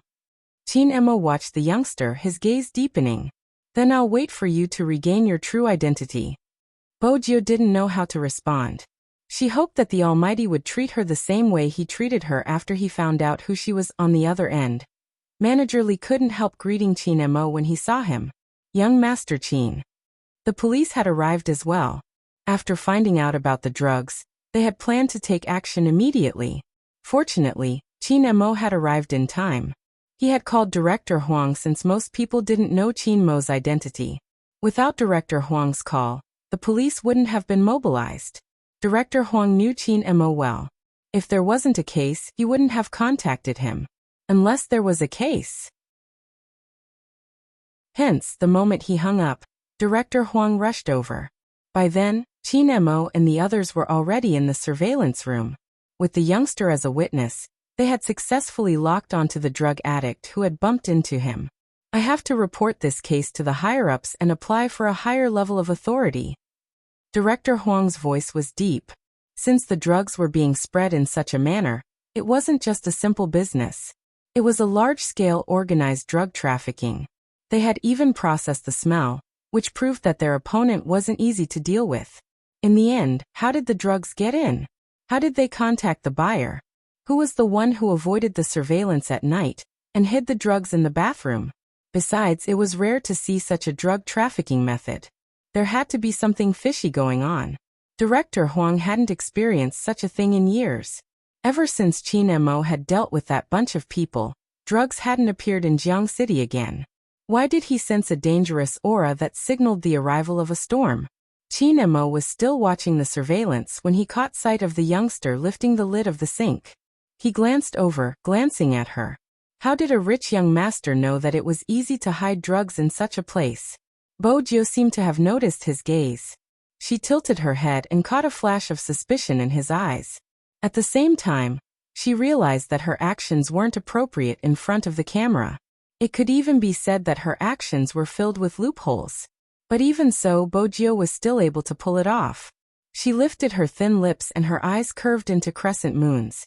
When the girl bumped into me just now, she kept talking about the washroom. I found it strange, but fortunately, we went to the washroom to take a look. Manager Lee. That wasn't a look, it was a walk in the park. She was even more familiar with such matters than the police. But there wasn't a need to say such things in such a setting. Bojiu glanced up at Chin Mo. She wasn't sure if the Almighty would believe her. Even if he didn't, there was nothing she could do. The more she interacted, the harder it was to hide. Bojiu was mentally prepared for this. What should we do now? Manager Lee asked. Chin Mo retracted his arm from the control panel, his voice calm. Put the things you found back in their original positions, and pretend you don't know anything. Manager Lee was confused. What was young Master Chin going to do? Leave a few plainclothes policemen to patrol the toilet 24/7. Within a day, arrest all the people who take the goods from here. Chin Mo tapped his fingers and asked the same question. How many cleaners are in charge of the bathroom? After hearing this, Manager Lee subconsciously turned to the youngster. At this moment, Bo Jiu understood the Almighty's entire plan. They would continue to place the bait. Not only would they not alert the enemy, but they would also think that it was safe and walk right into the trap. As for why they were asking about the cleaners in the bathroom, the reason was simple. Other than the staff of the nightclub, everyone had to go through a security check before entering the nightclub. Hence, they could basically confirm that someone from the inside had brought the drugs in. In terms of quantity, carrying so many drugs to work would be a psychological burden for anyone. No one would be afraid of being discovered when doing such a thing. If they were discovered, it would be a crime. Hence, they wouldn't do it. There was only one type of person who could easily bring such a large amount of drugs into the bathroom, and that was the bathroom cleaner. Usually, the cleaners of large entertainment venues would push a trolley with a medium-sized trash can to do the first thing in the morning. It was a natural tool for transporting drugs. No one would notice what was inside. Besides, only the cleaners wouldn't be noticed when they were cleaning the bathroom. Besides, they would be able to check if there was anything wrong with the goods during their shifts. This meant that the person transporting the drugs was definitely one of the cleaners. Bo Jiu wasn't sure how the girl knew the drugs were in the bathroom. She must have seen it while following the drug trafficker. Chapter 9:18. Manager Lee didn't understand why both of them were asking about the cleaners, but since young Master Chin wanted to know, it wasn't a small matter. A phone call immediately summoned the personnel of the Human Resource Department. Young Master Chin, this is the information on the employees in charge of cleaning at Yi Sei. There are a total of 12 people, and they all work in 2 shifts. These people aren't very educated, and they aren't very young. There are aunties and uncles, and they're basically all from the counties around Jiang City. If young Master Chin wants to look for them, I'll call all of them over now, Manager Lee said and was about to call them. There's no need. Chin Mo lowered his head and flipped through the document, his long fingers sliding across the surface. His side profile was elegant and handsome. Do you know where they are staying? Manager Lee glanced at the HR department behind him. The person replied immediately. Yisei has their own dormitory. Usually, the foreign employees who don't have a place to stay would stay in the dormitory. So all 10 of them are staying in the dormitory? Chin Mo's voice was calm. The person hesitated for a moment. I think so. I think so? Chin Mo lifted his lids and glanced at the person. The person shuddered. When they came, they registered to stay in the dormitory, but I haven't done the report for this year's occupancy. Hence, I'm not sure if they are still staying in the staff dormitory like before. As soon as Manager Lee heard this, he knew that this employee had made a mistake in his work. He narrowed his eyes. Go and ask them where they are living now. Yes. The person could tell from Manager Lee's tone that he wasn't happy. At this moment, the silver-haired youngster who was resting on the counter jumped down and blocked his way. It's fine if you ask. It would make people wary. Since you are in charge of the HR department, it shouldn't be a problem to arrange for a new cleaner to enter the company. A new cleaner? Who? The person was confused. He turned towards Manager Lee. Manager Lee was confused too. Bojo smiled, lifting her chin with a devilish smile. Me, the Supreme Alliance's face. Manager Lee was about to retort young Master Gio for joking at a time like this. Just then, he heard a cold and indifferent voice. What is the Supreme Alliance's face going to do? Manager Lee turned around abruptly and looked at Chin Mo. No way. Was young Master Chin serious? I'm going to dress up as a high school student who dropped out of school to play games. Now that I'm in a foreign land, I'm going to find a job. Bojo smiled happily. Brother Mo, what do you think? Chin Mo glanced at her, his voice faint. One day you can't really stay. Report tomorrow morning and leave at night. All right. Bojio placed one hand into her pocket, her lips still curved upwards. There was something hidden in the corner of her eyes. But Chinmo's next sentence was the main point. Manager Lee, prepare 2 sets of clothes for the cleaners here. I will be joining this guy at the same time. Bojio. If Manager Lee had only been shocked before, then he was completely shaken now. His throat moved back and forth. Young Master Qin, did I misunderstand your meaning? Asking the young master of the Qin family, who was extremely powerful in Jiang City, to be a cleaner in their house? This was simply asking for his life. Bojio didn't think it was reliable either. She leaned over and whispered, Brother Mo, aren't you a neat freak? How did you disguise yourself as a cleaner? I still have you. Qin Mo glanced at the clean and exquisite face in front of him, resisting the urge to pinch it. His pleasant voice was as usual. You can do the cleaning when the time comes. Bojio. She was only convinced by the Almighty for someone who could say such shameless words so calmly. Manager Lee couldn't hear their conversation.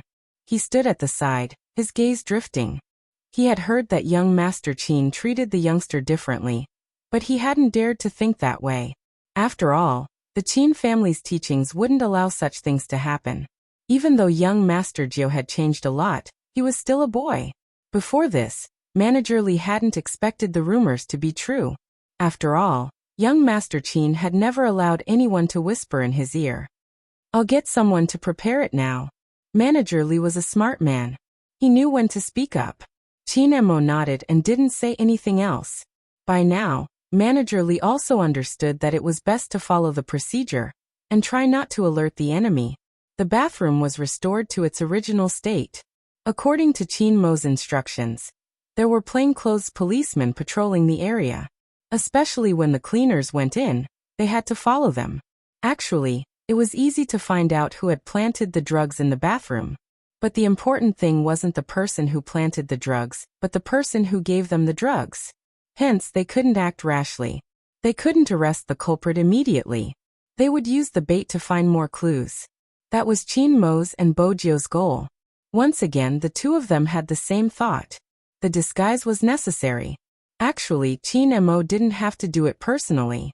But it was obvious that someone hadn't learned his lesson. The night continued. No one knew what had happened in the bathroom. But the crowd had seen the police coming. If they left quietly, it would be suspicious. Hence, they walked into the main hall as though it was a routine inspection. Even though it was a routine inspection, the crowd was still a little restrained when they were having fun. After the police left, all of them released their natural instincts. Nightclubs were meant for people to drink and get drunk for the day. The dimmer the lighting, the more likely it was to be licentious. The boy from before had hooked up with an uncle. The uncle had a family and had a child. But that didn't stop him from asking him out. Moreover, he should have taken a liking to him. The boy glanced at the room card in his hand. His body slumped against the uncle's body. Society isn't fair to groups like us. I can understand how you feel. You definitely don't want to go home and see your wife's face.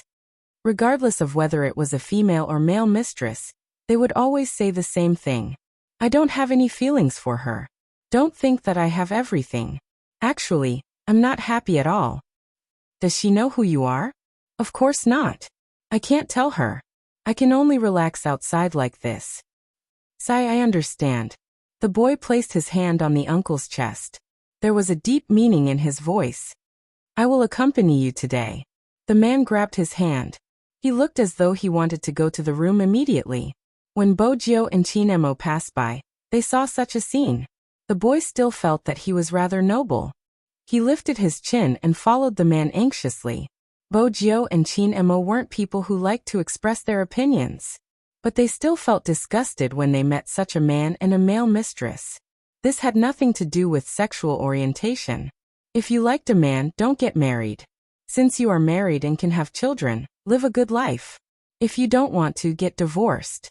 He was such a scumbag. He had ruined a woman's life and yet he said that he was wronged. Did he even have any shame? But it was probably because there were too many animations and novels that beautified the relationship between men. That was why some people felt that true love was only between men. Even some men who were married used such ridiculous words as an excuse. Love didn't discriminate between genders. But betraying his wife and child, regardless of whether he liked a man or a woman, he was a scumbag. Needless to say, the boy was debauched to a certain extent. This was the situation in the circle that was closer to reality. This was also why, even though Yun Hu was in the circle, he didn't let Lin Feng come into contact with such things. He was worried that the guy would think that he liked him because he needed to solve something. He liked a certain guy because he had liked him since he was young. He liked Lin Feng as a person. After that, it was gender. Hence, when Bojio returned, she asked Yun Hu a question in a low voice. Yun Hu glanced over and said, "I won't get married. Even if a woman is willing to be with me, I don't want to harm her. If the name on the marriage certificate isn't that guy's name, it's useless to me." The more Bojio listened, the more she felt that her naive and sweet senior would be defeated by such a deep love. But Lin Feng probably didn't notice it at all. When Bojio and the others returned, she was whispering to Yun Hu. She leaned over and pulled the youngster over. She was still holding a wine bottle in her hand. Then she grabbed her hair, looking extremely troubled. "There's something. Analyze it for me." "It's about who?" Bojio loved to analyze. "What is it?" "Actually, it isn't whose problem." Lin Feng had indeed drunk too much. He lowered his head and swayed. "I don't know what's wrong with my mother. Recently, she has been asking me not to touch who. Don't you think it's weird?" When Bojio heard this, she roughly understood what he meant. She laughed so hard that her shoulders shook. Mother Lin was too adorable. Only a biological mother would do something like that. "Little spade. Why do you keep laughing? Analyze it for me." Lin Feng swayed again. Bojio reached out and patted his shoulder. "Senior, good luck. After all, even your biological mother thinks that you are the one trying to turn Almighty Yun gay, and not the other way around, of course." Bojio wouldn't say the last sentence. Good luck? What did he have to good luck for? Lin Feng's brain seemed to be stuffed with a lot of paste. Lin Feng's alcohol tolerance was surprisingly good. Other than the fact that he wanted to understand something, he couldn't think straight. Everything else was surprisingly quiet. After a short while, he fell asleep on the sofa hugging the wine bottle. Indeed, it was time to disperse. Bojio wanted to send Yao Rao back, but she sensed that Yao Yao had her own matters to attend to. She didn't need to send her back since someone was waiting for her. Uncle Ian and the others called for a cab. Only Bojio, Qin Mo, and Yin Hu were left. Bojio watched as Lin Feng slept soundly on Yin Hu's back. He was so drunk that he couldn't resist at all. It seemed like Senior Lin wasn't aware of what he was guarding against. Yin Hu knew how painful it was to be woken up in the middle of sleep. Moreover, it was already very cold outside, so he decided to book a private room in the night. I'll stay here with him for the night. All right, Brother Mo and I will be leaving first. Bojio lifted her lips. She could tell that Almighty Yin had played a part in Senior Lin's drunkenness. Just as they left, Yin Hu turned his head. Yin Hu, who was carrying Yin Hu, turned his head. That position made it easy for him to kiss him. His thin lips brushed past the corner of Lin Feng's mouth. At first he thought everything was over. Who knew that he wasn't awake yet? His gaze wasn't fixed. His dazed expression challenged Yin Hu's patience. Where are we going? A competition?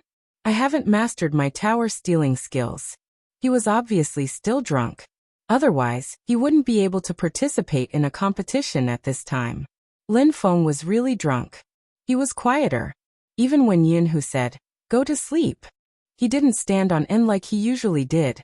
Instead, he looked at Yin Hu cautiously. Instead, he nodded. It's time to sleep after drinking too much. It wasn't easy for Lin Feng to remember this. Yin Hu was clear about it. When Lin Feng was drunk, he wasn't as wary of him as he usually was. Hence, they could sleep together after a competition like before.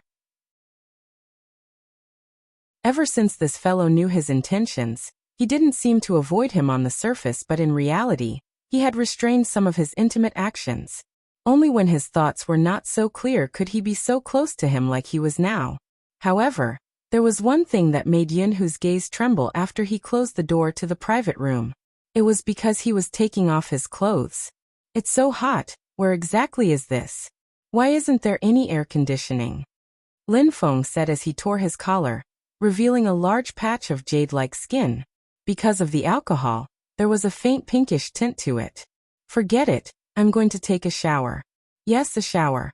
It stinks, it's too smelly. Drunkards were not only defenseless. Similarly, they would release their natural instincts to a certain extent. As Lin Feng spoke, he lowered his head to undo his belt. Yunhu watched this scene. His feet seemed to be rooted to the ground. He had to clench his fists to suppress his urge. However, the drunk Lin Feng didn't notice it at all. He couldn't undo his pants. Seeing that his good brother was there, he walked over. His body was still swaying and his words were still stuttering. Help me undo it.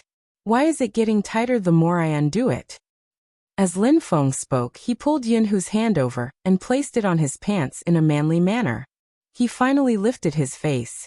His white shirt was half unbuttoned, his skin as fair as jade and snow, matching his current requirements.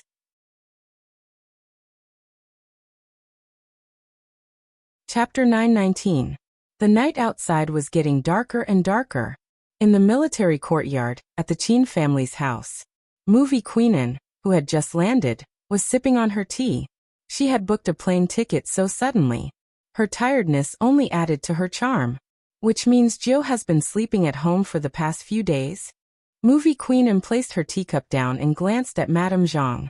There were some things that Madame Zhang couldn't say.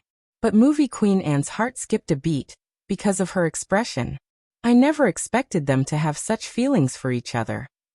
Madame Zhang didn't know what to say. After all, it wasn't easy to accept a man liking another man. Madame Zhang was just about to speak. Movie Queen Anne inhaled deeply and interrupted her. Let me think about it. Indeed, she had to think about it. She only had one son.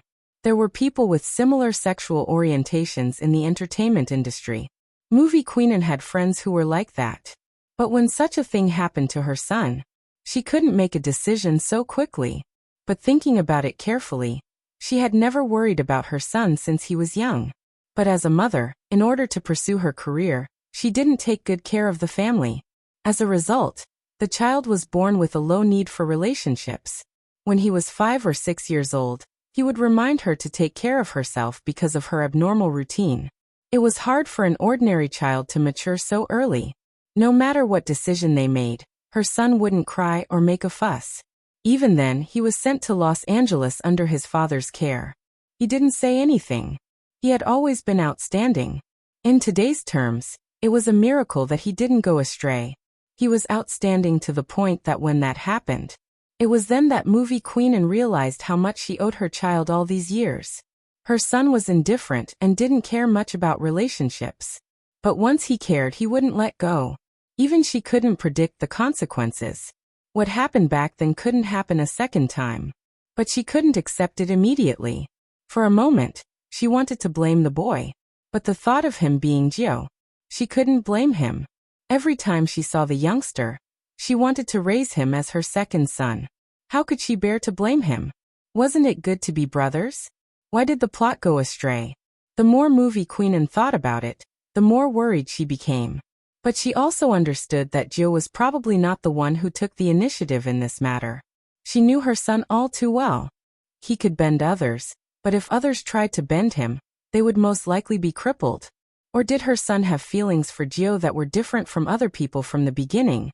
Movie Queen Anne was indeed a smart person. She wasn't just smart. In her position, she was more magnanimous than others and considered things from a comprehensive perspective. What's more, she knew her son. I still want to carry a grandson. Movie Queen Anne looked at Madame Zhang, acting coquettishly like a daughter. Auntie Zhang understood. She also wanted to see young master have a young master one day. Movie Queen Anne retracted her gaze. Instead of talking to Madame Zhang, she was persuading herself. But this is his life after all.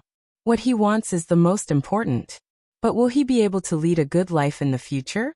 You also know that Qin Mo doesn't seem to be in love, but once he is, his entire being will sink into it. Aunt Zhang was not in a position to give an answer. She knew that someone as wise as Madame did not need an answer from her. But if it's Gio, it's still acceptable. Movie Queen inside. I never expected that one day, my almighty would become my daughter-in-law. I really can't accept it. Madame Zhang.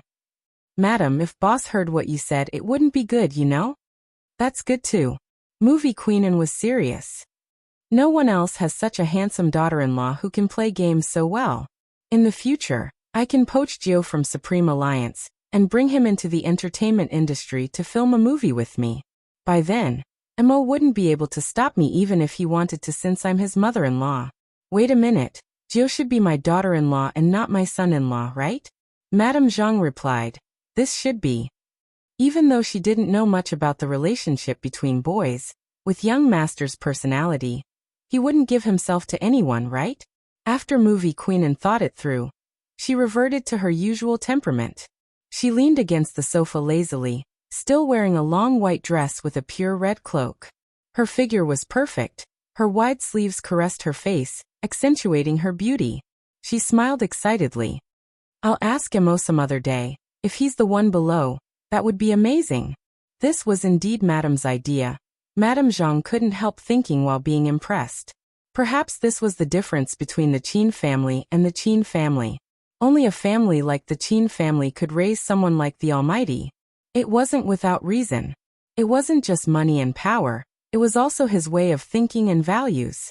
Hence, there was only one Qin Mo in the entire world. That night, Qin Mo didn't return home. If he had returned, he might have been able to hear Movie Queen and Madame Zhang's conversation. Movie Queen thought that since the two kids had developed a certain level of relationship, she should visit Gio's mother. Should she pay Gio's mother a visit too? Movie Queen had always been a person of action. But the moment she stood up, she suddenly thought of something. She had agreed to the relationship between the two kids. But what about Gio's family? Movie Queen decided to test the waters. As for how she would do it, she had to think carefully. Since her son was already gay, she would rather find someone she didn't like.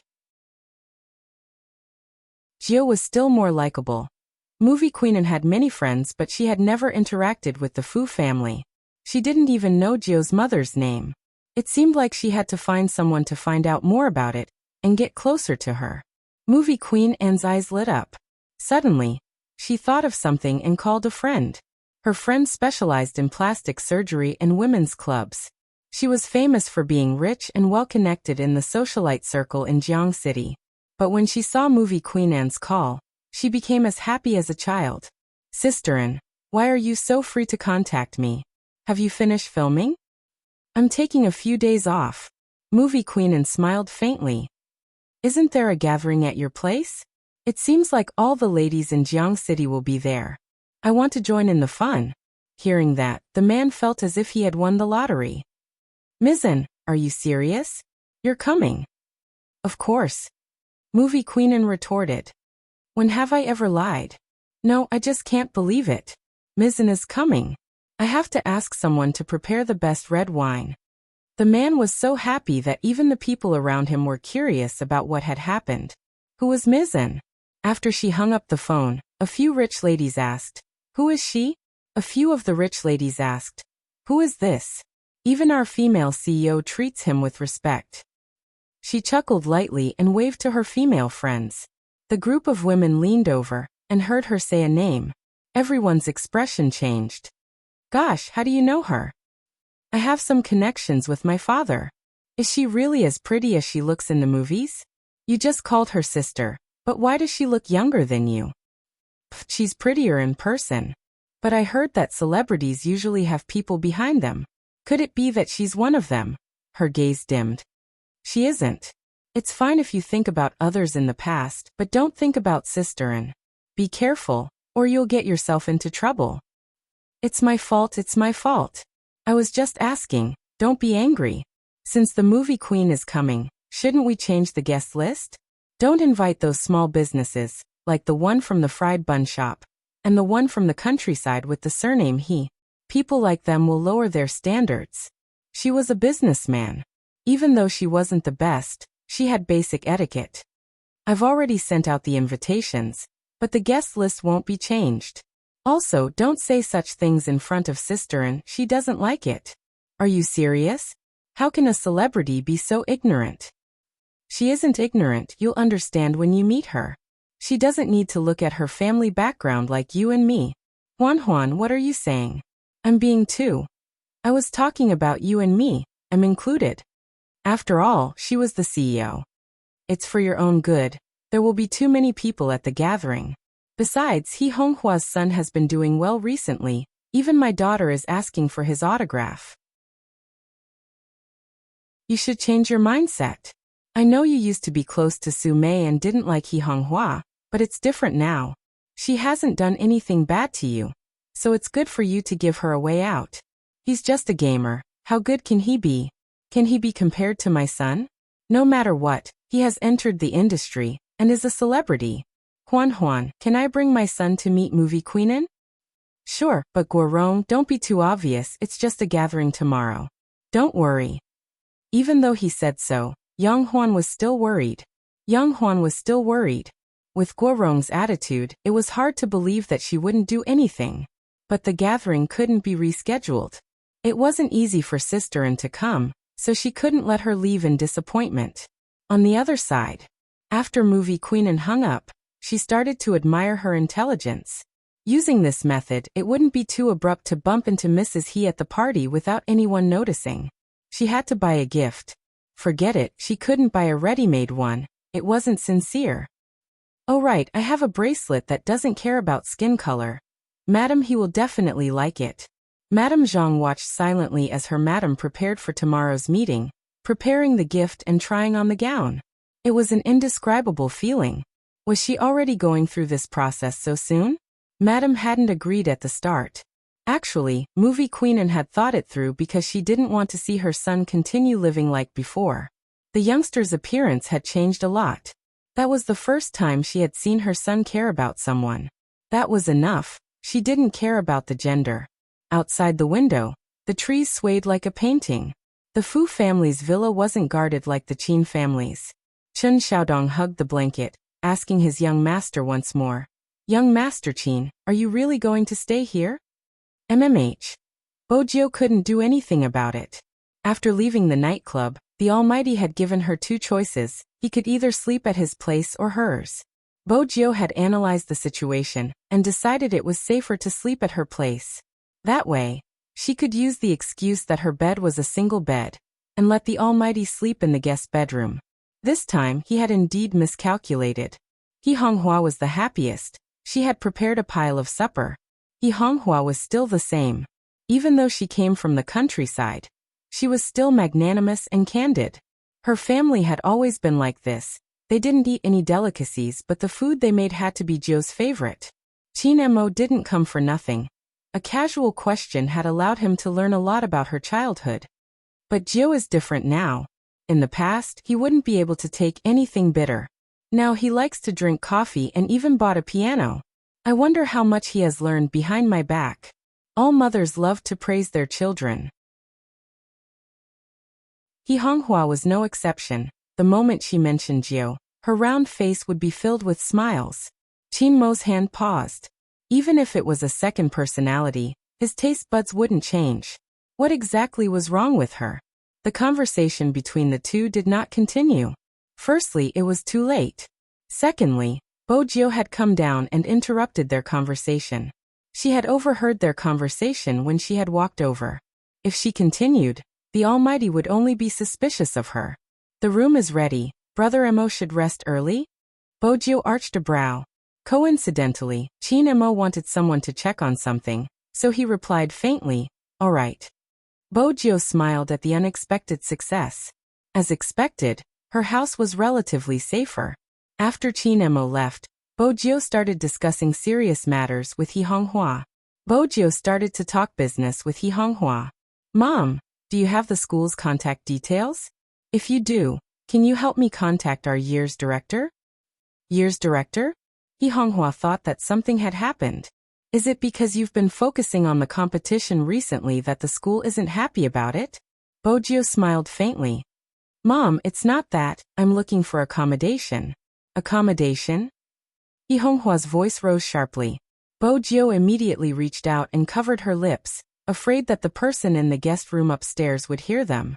Bo Jiu pressed her fingers against her lips and made a shushing gesture. She lowered her handsome face and said, "Mom, I'll only stay for 2 weeks. If I'm not used to it, I'll come back." The first half of her sentence was true, but the second half. In 2 weeks, both the National League and Fuzhongyi would end.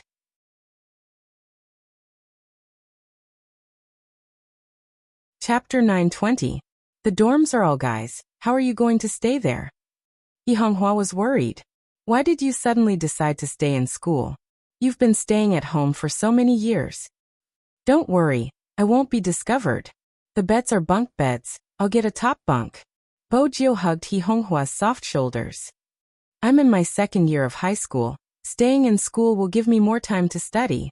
Besides, it's a crucial period for the Fu Corporation, so I won't stay at home. That way, you won't have to cook for me. You've gotten skinnier from the competition, and now that you're resting for 2 days, you have to eat at home. He Honghua was adamant about this. Bo Jiu smiled. I'll come back during the holidays once a week. In reality, she would still come back. It would be easier for her to investigate in school and hide her identity. But in the Fu family, there was a temporary disguise room she had created which would make it easier for her to do many things. But she wouldn't tell He Honghua about it. She didn't set up the internet terminal at the Fu family's house because she was worried that someone would target He Honghua if anything went wrong. Firstly, she wasn't sure who the crime squad was, and secondly, the person who impersonated her hadn't been caught. She couldn't risk He Honghua. In the past, she had no worries because she was alone. Now she had something she wanted to protect, be it Supreme Alliance or this mother in front of her. The more He Honghua looked at her Jiu, the more handsome she became. She hadn't realized it in the past, but now that she had her own plans for every decision, she felt both comforted and melancholic. Are you free these 2 days? Will you be at home? Mom has a gathering I want to bring you to tomorrow. Tomorrow. Bo Jiu hesitated. He Honghua immediately asked, Are you busy? It's fine. I do have something tomorrow, but when is the gathering? I'll try to finish it as soon as possible. Bo Jiu always doted on He Honghua. The middle-aged He Honghua enjoyed this. Tomorrow night, it's a gathering organized by a friend. They are all from all walks of life in Jiang City. I just took over some of the Fu family's decisions, and it wouldn't be appropriate if I didn't go. You know a lot while Mom doesn't know anything. I'll feel more at ease with you around. All right. Bo Jiu glanced at the time. Where is it? I should be able to finish my work by 7 o'clock. Then I can go in with Mom to get some food and drinks. Who wouldn't like having such a child by their side? He Honghua's chubby face beamed with joy. You must like that place too. Didn't you always want me to bring you to these upper-class gatherings? Now we finally have a chance. Bo Jiu replied. She didn't deny what had happened in the past. The more differences there were, the more information would be exposed. Some things were better left unsaid. If it was a party, it seemed that she had to bring an extra suit with her. Because he was moving with the Almighty, he had to pay attention to certain things, to avoid getting more and more information that could be used against me. Hence, the next day, when she woke up early, she met Director Huang and Manager Li and received the set of cleaning uniform. She didn't show any signs of familiarity. Instead, he was like a novice in disguise, struggling for half an hour before coming out of the changing room. Qin Mo was already waiting on the sofa. Although he was wearing a cleaner's uniform, it didn't reduce his nobility. Instead, because of the blue and white uniform, he was especially eye-catching. Bo Jiu arched a brow, her lips lifting into a smile. She whistled. Handsome. Qin Mo glanced up at the youngster. Her head was still covered with a head of messy silver hair. She looked like a princess who had just showered, shaking her hair to attract his attention. Come over. Qin Mo's voice was calm. When Bo Jiu walked over, he stood up, placing his fingers on the youngster's head. His long fingers tidied her silver hair, the contours of his face similar to his voice, carrying a hint of nobility and aloofness. You're already so old and you don't even know how to comb your hair? Manager Li and Director Huang were still at the side. The latter was already used to it since he had always been bullied in the police station. The former didn't know if he should look at the two of them or somewhere else. Young Master Qin was so blatant with his homosexuality. Bojiu glanced up. She didn't think much of it since he was just combing her hair. Qin Mo didn't think much of it either. Wasn't it natural for him to do such things for the person he wanted to raise? Because they were so close to each other. Bojiu could see clearly that when the Almighty lowered his lids, his eyelashes were like black feathers. They swept over her, tempting her to reach out and touch them. The reason Qin Mo lowered his lids was because he was tidying someone's collar. Bojiu was different from Qin Mo, and it could be seen from the way they dressed. The youngster's style was always casual and cool. On the other hand, Qin Mo's clothes were straight and clean. With such a sense of abstinence, a thought would enter Bojiu's mind from time to time. She wasn't sure if she wouldn't be able to control herself and do something that would cause her endless trouble when she left. Bojiu adjusted her collar. Tight? Qin Mo asked. Bojiu replied, MMH. Qin Mo reached out, adjusting it slightly. Manager Li coughed. Young Master Qin, Young Master Jiu, it's only 7 a.m. Do you want to have breakfast before heading over? It's fine, we'll be eating with our new colleague. Bojiu smiled, a hint of mischief in her voice. It's easier to get information at the dining table. Manager Li. He hadn't expected young Master Qin to like this style. Besides, Manager Li, you don't have to follow us, just find an ordinary employee from the Human Resources Department. Don't reveal our identities. The more clueless they are, the more natural they will be. Bojiu sat on the chair, bending down to tie her shoelaces. When she glanced up, she was already a refreshed cleaner. Both Qin Mo and Bojiu had made some changes to their appearances, basically to lower their attractiveness. Qin Mo's face was too handsome, it wasn't easy to change. They could only start with the hairstyle. They couldn't tell if it was green or blue, but it dyed the strands of hair in front, giving it a hint of non-mainstream appeal. This was more like the youngster who had left home during his Chinibu period. But the advantage was that his face was good, it didn't look too ugly. Most importantly, it could change his aura, especially Qin Mo's. This way, people wouldn't be resistant. The Jiang group treated their employees well, hence, the dormitory wasn't too bad. But this was Jiang City, where every inch of land was worth its weight in gold, so they couldn't expect it to be good.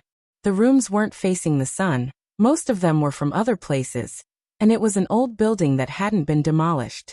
There were all sorts of clothes hanging on the railings, and the smell wasn't good. From the first floor to the second, there was the smell of mold. Bojiu wasn't bothered by her surroundings. She had assumed that a noble young master like the Almighty wouldn't be able to take it. But when she turned back, she realized that the Almighty's expression hadn't changed. He had blended in perfectly with the surroundings, just that he didn't speak much. He was as indifferent as ice to the employee who had brought them here, who was winking at him. That was when Bojiu remembered that the Almighty had mentioned that he had grown up in the military. Even if he had forgotten the days they had spent together, it should be true. Which meant that the Almighty had probably received special training. Bojiu smiled. That would be the year she had first crossed hands with the Almighty. It wasn't strange that she had been discovered. On the other hand, the employee's face turned cold when the handsome newcomer ignored her. He was just a migrant worker. She had seen plenty of arrogant people, but in the end, he had still succumbed to reality. Forget it, she didn't want to force him. This is the room. The employee stood outside the door with a key in her hand. There are 2 beds left, split them and see who sleeps. Just as the employee was speaking, a few men stood outside the door, washing up. The few men who were standing in the public area to wash up all looked over. After all, it was rare to see such a good-looking youngster here. Actually, the structure of the building was similar to the underground cellars in the capital. In the underground cellars, washing up was shared, and there would be a queue when there were many people. Manager, where did these 2 come from? One of the middle-aged men spat the mouthwash in his mouth into the sink. He glanced over and laughed heartily, carrying with him the warmth of a foreigner. He was probably from around here since his accent hadn't changed. Many people said that the city was developing too quickly, and that people would become apathetic due to the pressure. However, this problem didn't exist for the middle-aged man who wanted to work and earn his hard-earned money. He was very passionate. The employee replied calmly, "They are temporary workers from outside and are in charge of cleaning. You can bring them along today and see if they are suitable." "Sure. All right." The employee seemed to have thought of something, pointing towards Bojio's hair. "If you really want to keep them, make your hair color more normal. Our nightclub is different from the other nightclubs. We have high standards for our employees." Bojio didn't know that nightclubs regulated their employees' hairstyles. Jiangsu's management was rather interesting. "All right." The employee glanced over at Qin Mo. The employee glanced at Qin Mo again. Seeing that he didn't react, she couldn't be bothered with him and headed downstairs. No one in the tube-shaped apartment suspected Qin Mo and Bojio because of their daily behavior. But since they were new, there weren't many people who came over to talk. There were some who stayed in the same room. The middle-aged man walked towards Bojio with a basin. After taking 2 glances, he said with pity, "How old are you? Why are you working at such a young age? Why aren't you studying properly?" "Don't worry, big brother. I'm already an adult." Bojio smiled. "I'm just a little hungry. I've been away from home for a long time, and I want to eat something hot."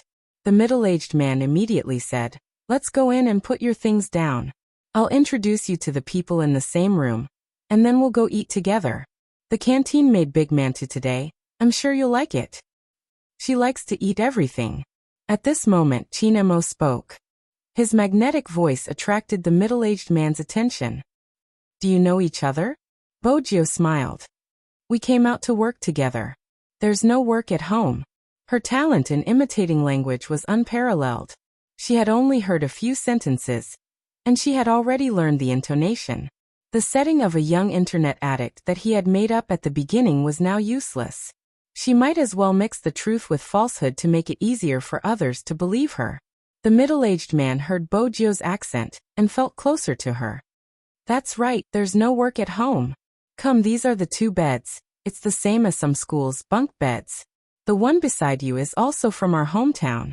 One of them doesn't have good hearing, so he has to raise his voice when he speaks.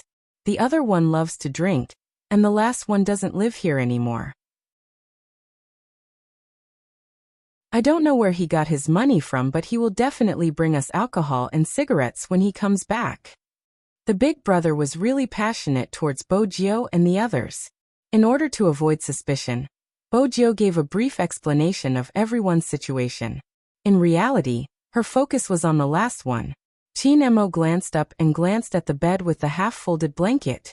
The 2 of them exchanged glances. They had a tacit understanding. It's the weekend and everyone is working the whole day. He will definitely be back soon. You guys are in luck. The middle-aged man didn't know that it wasn't a matter of luck. Qin Mo and Bojio had chosen to sneak over today, because they knew that everyone was working the whole day. The 2 of them were led to the canteen by the big brother. The canteen was extremely noisy. Fortunately, the phone the big brother was using was made in China, and the volume was very loud. The moment he glanced up, he saw Qin Mo and Bojio's target, Zhao Debao. Zhao Debao was tall and sturdy. If Bojio and Qin Mo hadn't come, he would have been the youngest cleaner. He was eating his mantu in big mouthfuls when he saw 2 unfamiliar faces. He frowned. Qin Mo took note of her reaction. They are on guard. Their first reaction is to suspect us. That was why one shouldn't provoke a psychologist. Subtle expressions could read one's mind. Zhao Debao was actually afraid, but he felt that even if the police were to investigate, they wouldn't be able to trace it back to a cleaner like him. But the supplier warned them to be more vigilant. "These 2," the big brother replied passionately. "We are from the same hometown. There isn't much work at home, so we came out to earn some money." "They came to Jiang City to earn money at such a young age?" Zhao Sanbao sized up the 2 of them. Bojio and Qin Mo allowed him to size them up. The former scratched her head in embarrassment. She didn't take the initiative to speak to Zhao Sanbao. Instead, she asked the middle-aged man, "Big brother, where do we get the mantu? My cousin and I are about to starve to death." Zhao Sanbao had his own thoughts. If there was someone here who would listen to him completely, he would be able to release the mantu from the other washrooms at the same time. The two of them didn't seem to be a problem. It would be better to rope them in after some time. With that in mind, Zhao Sanbao took out his food card. I have mantu, you don't have a food card. Take it, Brother Zhao is treating you.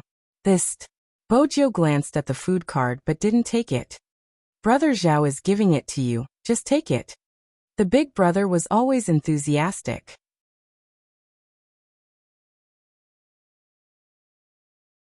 Chapter 921. 700 to 800 a day? Is there really such a good business? Bojiu's eyes lit up but she was still hesitant. That's impossible. Zhao Sanbao knew that the two of them were inexperienced.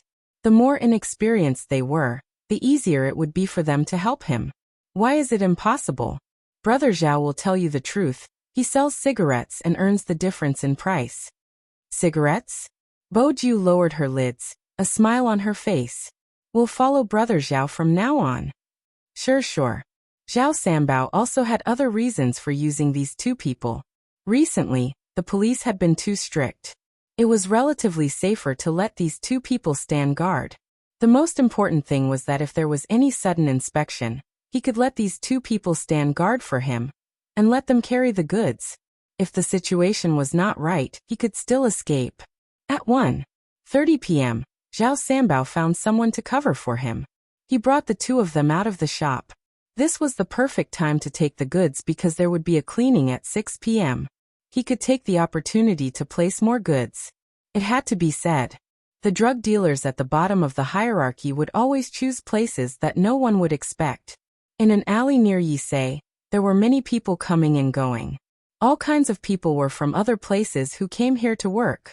It was a temporary factory that was still under construction. On the right was a makeshift house. Zhao Sanbao didn't allow them to follow.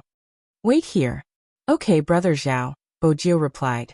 The two of them looked at Zhao Sanbao's back as he left, then looked at each other. Cousin, do you have a lighter and cigarettes? Chinemo knew she had something to say. He took out a pack of cigarettes and placed one between his lips. He took out a pack of cigarettes and put a cigarette between his lips. It was windy. Bojiu lowered her body and leaned over. It's not a small place, but it should be their distribution department. Chinemo replied, watching as the youngster lit the cigarette. His voice was calm. You know quite a lot. Chinemo replied. He watched as the youngster lit his cigarette and said faintly, you know quite a lot. Bojiu paused and laughed.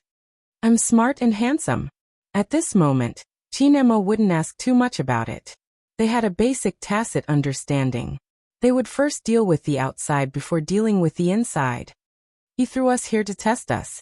Chinemo took a puff of his cigarette and reached out to pinch the youngster's face. He looked very handsome.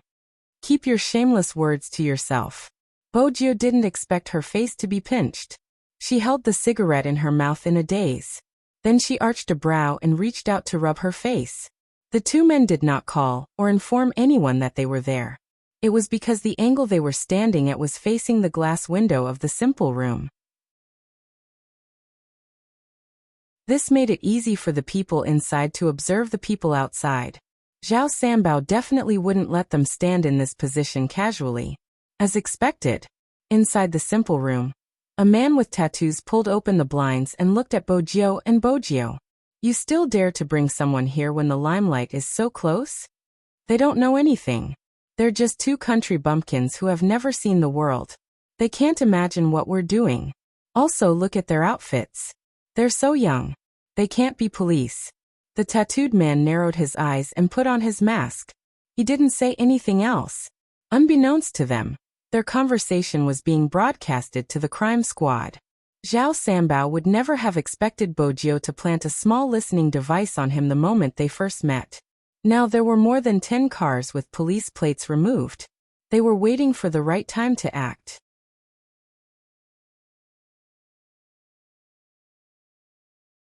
Chapter 922. The tattooed man's phone rang. There was only one message on it. There's something wrong with the person in front of you. There's an ambush around. Hurry up and retreat. The tattooed man narrowed his eyes, his expression changing.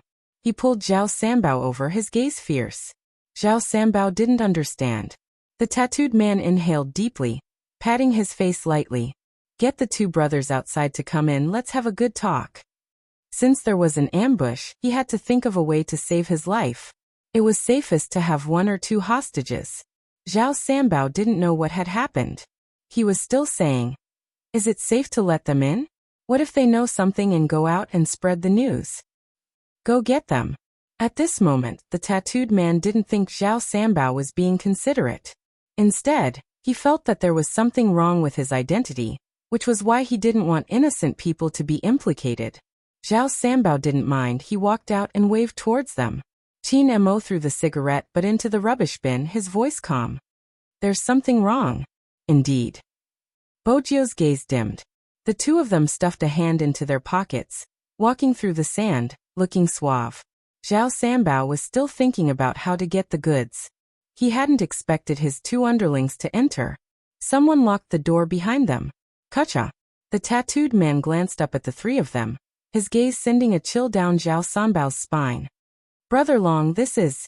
Before Zhao Sanbao could finish his sentence, the tattooed man whipped out a gun, causing his face to turn pale. Brother Long. The tattooed man was still wearing a mask, speaking slowly. There's something wrong with one of you. Zhao Sanbao instinctively turned towards Bojio and the others.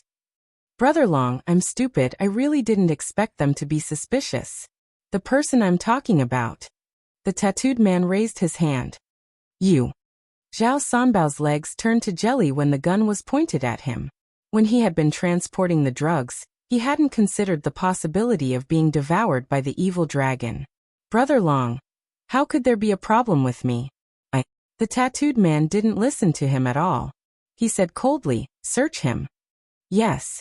The person next to him pressed Zhao Sanbao against the wall and scanned his body with a seemingly simple, but professional metal scanning device. Beep beep beep. When the voice rang out, Zhao Sanbao had no idea what was going on. What is this? The tattooed man's eyes turned cold. And you say you're fine? There was a cracking sound. His shoes trampled over it heavily. Listen to me, Brother Long, you. Bang. Before Zhao Sanbao could finish his words, the bullet directly pierced through his chest. It was as if killing a person was nothing to the tattooed man. However, he did not want to make a move here. After all, this was not the Golden Triangle. It would be very troublesome to be targeted by the police. However, Zhao Sanbao had been in contact with him for too long. If he had really been bribed by the police and revealed his information, it would not be safe. It was better to kill him. At this moment, Bojio and Qin Mo didn't move. They were like two inexperienced kids who were shocked by the situation in front of them. Boss, what do we do after we catch them? The person at the side asked. What about the two of them? The tattooed man wiped his gun. Scan them too. See if there are any problems. Yes. When the scanner slid past Bojio, Qin Mo's gaze wavered slightly. Boss, there's nothing. Boss, there's nothing. Nothing? Even Qin Mo arched a brow and looked towards the youngster. No one else could see their exchange of glances. Bojio lowered her head. She didn't say a word, but the smile that covered her trembling lips showed that she had been prepared for this. That's right. The tapping device on her body had already been transferred to the underling when he pushed her into the room. And without anyone noticing, the tattooed man glanced at Zhao Sanbao, who was lying on the ground. Carry this person out. Lock the two of them up as hostages. There are police outside. They can be used as life-saving amulets. If the tattooed man had seen Qin Mo before, he would never have made such a decision. He would never make such a decision. Instead, he would just raise his gun and kill him. It was a pity he didn't know how difficult it was to deal with the two people he had decided to tie up. The Key Case Investigation Unit saw everything that happened here, including the gunshot. At this moment, none of the crime squad members had reacted as deeply as Director Huang. How had he noticed something was wrong? And it was Qin Mo who had thrown out the bait. When Qin Mo and the others had just arrived, they had sent him a message, asking him to create an identity for Zhao Sanbao and announce it to everyone, saying that he was a police informant. The news had only been out for a short period of time, and the other party had already found out about their actions. What did that mean? It meant that everything was as Chin Mo had said. There was a problem in the crime squad. Director Huang's gaze dimmed. His mood wasn't good enough. At this moment, the newly arrived criminologist was still boasting. Now that there's a problem with the informant, it's enough to show how cruel the drug trafficker is. I'll ask my friend in America to investigate his background. However, based on the analysis of his behavior, a typical local wouldn't be so cruel. He looks like a desperado, so we must not let him escape. As for the 2 hostages, go and check if they're really innocent. Who knows, it might be a trick played by the other party. Director Huang bolted upright. We have to ensure the safety of the hostages. Everything else is a small matter. Are you saying that such a huge drug trafficking case is a small matter? The psychologist questioned before raising his hands. I understand.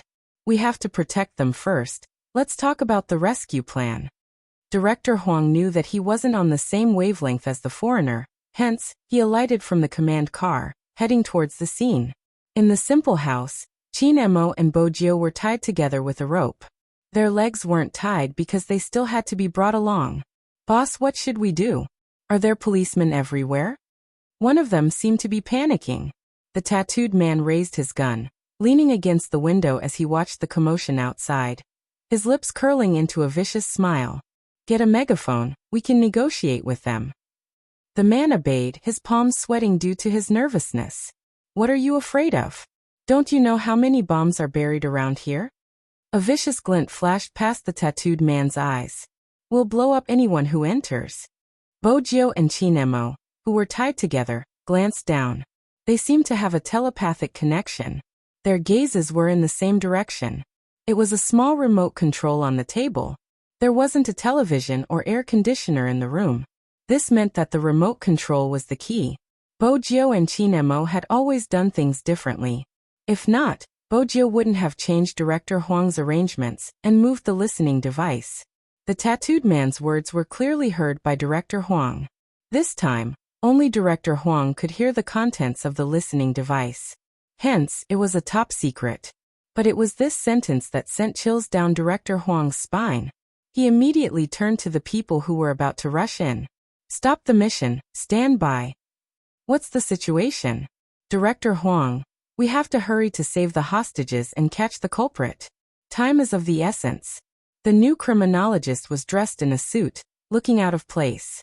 Director Huang knew that there was a spy in the crime squad, but he couldn't reveal the fact that there were bombs in the construction site. Because once he revealed it, the other party would suspect young Master Chin and the youngster's identity. If they were hostages, there wouldn't be any danger. But if they were from the police, the tattooed man would definitely kill one of them. But if they didn't say anything, how were they going to start the rescue? Or, could they only trust in that person's ability? They weren't sure where the bombs were buried. But there were more than 30 workers at the construction site. Even if they wanted to evacuate, they would need time. The radius of the explosion couldn't be predicted. What was more worrying was the kindergarten beside the construction site. Director Huang reached out to grab the few strands of hair he had left. Report to the higher-ups, it's classified. I'll report the current situation to General Chin. They had to send the special forces over. Then they would choose a long-range kill. They needed a sniper. However, before Director Huang could pick up his phone, a Special Forces soldier dressed in camouflage jumped down from a Land Rover, carrying a long black bag on his back. Director Huang. You are. Director Huang couldn't remember such a person. The Special Forces soldier was a man of few words. Ardwolf, young Master Chin sent me over. I think Director Huang needs a sniper. With that, he reached his hand out, allowing Director Huang to take a look at his unit number. It was the lightning symbol. Only those in high positions would know what it meant. It was the symbol of the International Special Forces. Why was it here? Director Huang straightened his back, wanting to explain the situation. Ardwolf glanced sideways and said in a calm tone, I already know. I need you guys to lure the other party to the window during the negotiation. However, it depends on the situation. Young Master Qin said that this person is a very important breakthrough point. Try to capture him alive. I will act according to the situation. With that, Aardwolf tore open the bag. It was an inch-caliber sniper rifle. Under ideal circumstances, it could shoot a human head at a distance of 2,000 meters without any adjustments. Give the order. Director Huang, who had been robbed of the chance to speak, finally believed that Qin Mo had sent them over. But more importantly, how did he know the drug dealers were negotiating with the police? Aardwolf frowned, placing the rifle down. The window is too small. It will be difficult to stop them. We might not be able to kill them. Director Huang's face fell. There are schools nearby. Director Huang. Aardwolf lowered his voice. At such a time, we can only trust young Master Qin. Director Huang stilled. Indeed, at such a time, he could only trust that person. He was the person who could single-handedly subdue a serial killer when he was still in high school. The new criminologist also recognized the gun that Coyote was carrying. At this moment he was much quieter. Hence, he became much quieter as he realized something wasn't right. It was obvious that his realization had come a little late. No one in the simple house cared about the two people who were trembling in fear. The tattooed man had a total of 5 subordinates, all of them moving the goods and money. Be it the money or goods, it was a staggering amount. They were packed in luggage, piling on top of each other. Hence, they wouldn't notice the blade protruding from Bo Jio's sleeves. The blade was small, but it was useful in such a situation. The only person who noticed the youngster's movements was Qin Mo. Both of them had a tacit understanding. The moment Bo Jio moved, Qin Mo's long legs bent over, blocking her perfectly. Even if someone glanced over, they would see Qin Mo and not Bo Jio's movements. To Bo Jio, handcuffs were more convenient than ropes. After all, in such an era, few people would use ropes to tie people up. Simply put, she was good with machinery. Returning to the most primitive method required some time. Qin Mo took one look at the youngster's expression and knew she wasn't good with it. He moved his fingers, signaling for her to pass the blade to him. Bo Jio arched a brow. They touched. Strangely, when the blade was in the Almighty's hands, sparks seemed to fly. In less than 10 seconds, the ropes around her hands loosened. The two of them didn't stand up immediately after regaining their freedom. Qin Mo swept a glance at the two men holding the rifle before his gaze landed on the remote control. Bo Jio nodded. The next moment, they stood up simultaneously. The person closest to them was about to raise his gun when Qin Mo swept his long legs and leaned forward. The blade landed heavily on the person's wrist that was holding the gun. Ah! The person screamed in pain, attracting everyone's attention.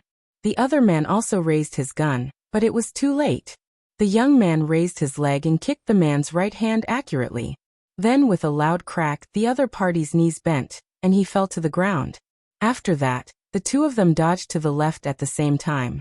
It was because the tattooed man had turned around and fired 2 shots at them. The youngster's movements were always beautiful and smooth. The tattooed man cursed. His first reaction was to reach for the remote control. At this moment, Qin Mo was already holding the gun. Just as the tattooed man was about to raise his hand, he fired a shot. Bang! The gunshot fired in all directions. The tattooed man retracted his hand in pain. The youngster kicked the wall with her long leg. Using the recoil, she pounced forward, her palms on the table. With a somersault, she managed to grab the remote control.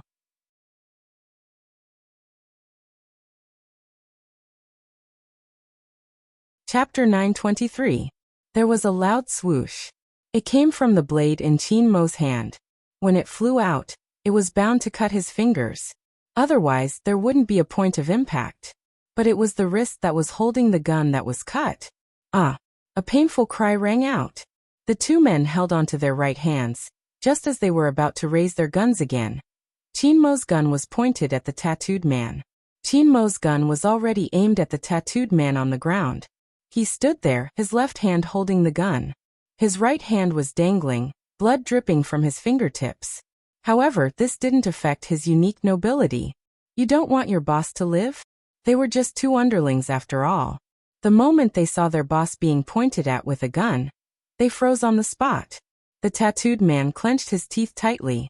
Even the remote control had fallen into the hands of the other party. This matter had cut off his last path of escape. His face was filled with unwillingness and hostility. Who exactly are you?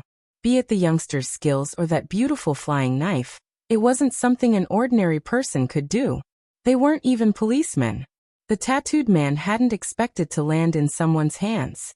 He had been living a carefree life for so many years, and had never suffered a setback. Moreover, he was in a continent with such low efficiency. Even though it was difficult for them to move the goods in terms of safety, in terms of skills and setup, as long as it wasn't the special forces, no one would be able to do anything to them. Outside the simple room, Director Huang was still worried. He could still hear sounds a moment ago, but after the gunshot, there must have been a problem with the listening device, as all he could hear was the sound of gunshots. But he had forgotten that they had a sniper. Aardwolf saw everything through the hole, calmly placing his gun down. Young Master Qin has gotten the remote control. The drug traffickers are under control. Director Huang, give the order. Director Huang stilled. A second ago, he had been restless, thinking about how to mediate the crowd and minimize the damage. This second, his emotions were indescribable. How strong were the two youngsters to be able to survive in such a short period of time? Director Huang didn't waste any time, giving the order immediately. The crime squad members split into two groups, rushing into the simple room. Aardwolf, who had set up his sniper rifle, had already left the scene, as if he had never been there. In the Land Rover, the man with the code name Magician wasn't in disguise today. He was dressed in military camouflage and looked extremely handsome. Where's young master? I'm fine. Aardwolf's answer had always been concise. Magician pursed his lips. I say, can't you say something more? For example, what's the situation with young master? Do we need to follow up, or? Coyote glanced at him and interrupted. Retreat. Don't even think about marrying a wife like this. Aardwolf reacted to Magician's words. He hesitated for a moment, and decided to gossip. Young master is with that boy. Which boy? Fatty, who was sitting at the back of the car, straightened his back. If he didn't stick his head out, no one would be able to tell that he looked different in his military uniform. Aardwolf glanced at the crowd with his indescribable eyes. That boy. Everyone understood this sentence. Fatty's neck stiffened. It can't be. Young master has already shown off his love to such an extent that he's even bringing little Spade when he's doing business. The atmosphere in the car was too quiet. After all, none of them had expected that the first person to be single would be their boss. Wasn't that desireless man destined to become a monk? They had originally thought that even if they weren't at the starting line, they would at least be better than their boss in terms of finding a wife. What was going on?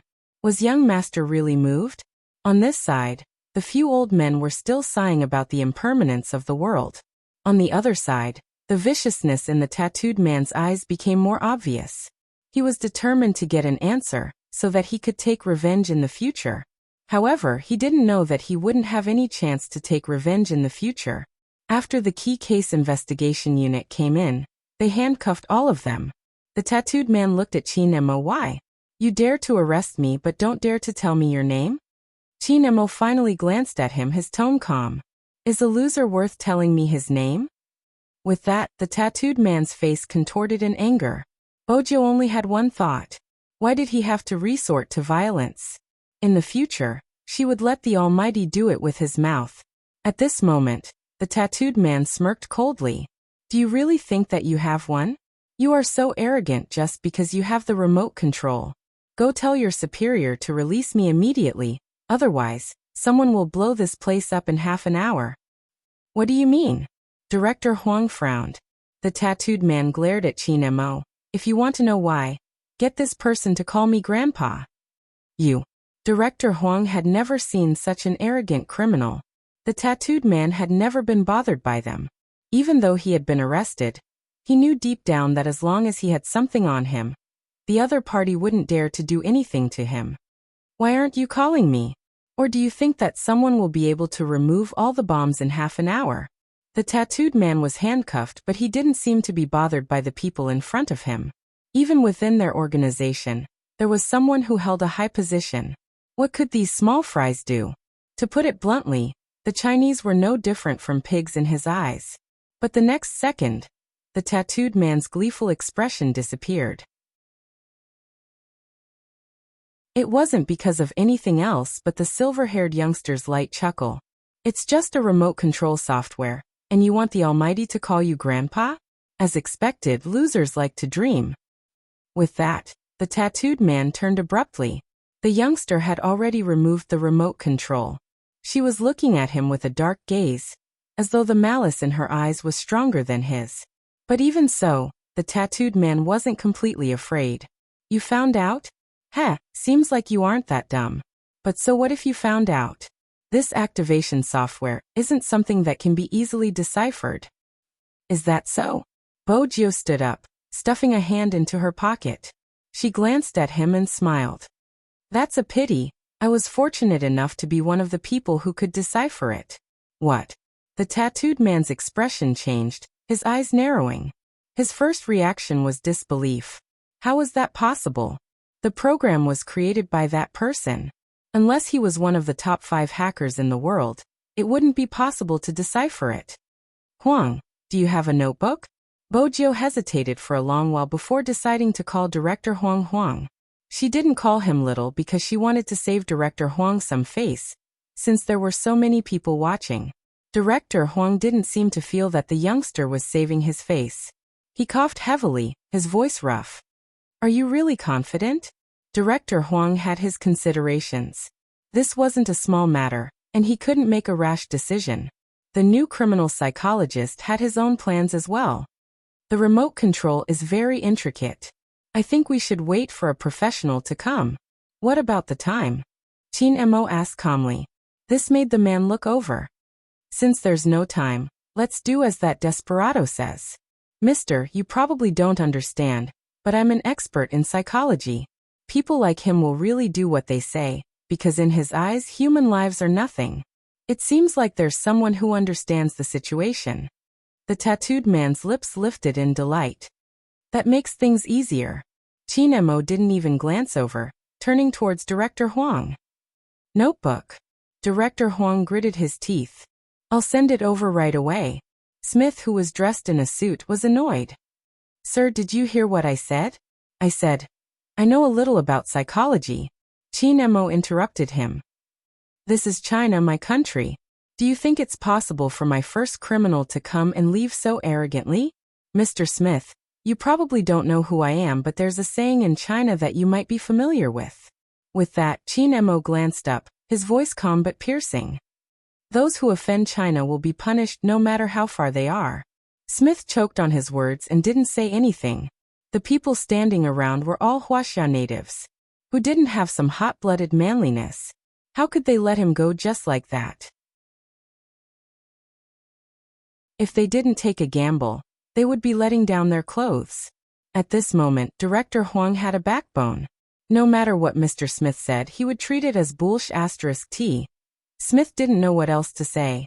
More importantly, the other party knew who he was, but he hadn't received any information about him. Bojo swept him a glance.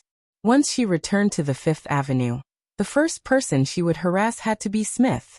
That's right, Bojo knew the expert in front of her. Smith hadn't even seen her once since they started fighting. How dare he claim to know her? What was even more unbelievable was that he had even mentioned psychology in front of the Almighty. This kid was really asking for trouble. Wasn't he going to rebuke him? Bojo chuckled lightly, taking a notebook from the crime squad. Her light laughter made the tattooed man's palms sweat uncontrollably. Kacha, who knew what the youngster was thinking. She tilted her head and lit a cigarette. Just as everyone was looking over, Bojo made a new move. The metallic lighter transformed into another form when the youngster lit the cigarette. The USB port was plugged into the laptop. Isn't that a lighter? Director Huang asked curiously. Bojo passed the cigarette to him and smiled devilishly. It's a lighter, but it can be used as a USB drive when necessary. Director Huang was in disbelief. He glanced down at the thing that didn't look like a USB drive at all. The intricate patterns extended into the shape of a dragon and snake. giving off an indescribable aura. Where did this ninth young master get his hands on it? But this wasn't the time to be curious. More importantly, he had to use the remote to hack into the other party's computer and destroy the software used to control the bomb. That was the only way for everything to be safe. But could young Master Jiu really do it? Director Huang had heard many ridiculous stories about the youngster in the past. One of the stories was about how the youngster had been sent to the hospital after chasing a man. Director Huang felt uneasy. No one knew what the outcome would be. Time was still moving. This meant that danger was approaching. It's useless. Do you think you can just find anyone who knows how to run a computer? The tattooed man's voice rose. Click, click, click. The rhythmic tapping of the keyboard seemed to be used to shut him up. It was extremely fast. It was so fast that the youngster couldn't even see the words on the screen. Countless chat boxes opened at the same time, as though they were working on something. The youngster continued to type while explaining. The program will leave traces of the other party's IP address. Use the surrounding computers to help me find them. Why? Ow. Director Huang had never seen anyone operate in such a manner, even as the director of the crime squad. The youngster lowered his lids. When his silver hair fell down, the corners of his lips curled up, revealing his canine teeth. It's simple. The speed of a computer depends on its operating memory. Take out all the memory and use it together. That way it'll be fast. Oh, found it. Found it? Director Huang couldn't understand what had popped up, but there was indeed a chat box paused on the screen. The next second, the youngster's fingers flew across the keyboard as though she was playing Chopin. Her fingers danced across the keyboard, after images visible as she lifted her hands. She was like a diving eagle. Nothing could stop her from invading and hunting. Right at this moment, the youngster paused, her beautiful brows arched. Director Huang started to panic. What is it? The other party has set up a special firewall, Bojio replied as she typed. It will take some time to crack it. The tattooed man stood at the side. He had been through a lot. He glanced at the clock hanging on the wall and laughed mockingly. Director Huang, I've told you before, the software isn't something anyone can crack. There are still 24 minutes left. If I were you, I would change your mind. There's no need to change my mind. Bojio glanced up. This level of firewall can be cracked in 2 minutes. The tattooed man's face turned green, his fists clenched tightly. Do you think you won't be discovered once you enter the firewall? Do you know who is guarding it? Your boss? Bojio chuckled, replying nonchalantly. That is indeed frightening, but I'm good at concealment. She won't be able to find me at this level. Director Huang. You don't seem the least bit afraid, Jiu. The tattooed man understood that the youngster wasn't taking his words to heart. He wanted to see how long this fearless youngster could remain arrogant.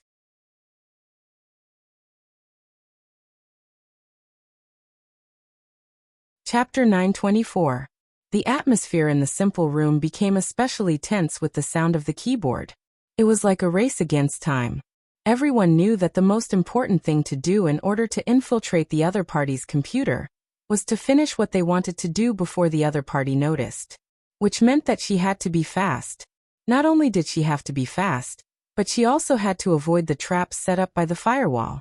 Director Huang watched as the youngster's fingers changed positions continuously.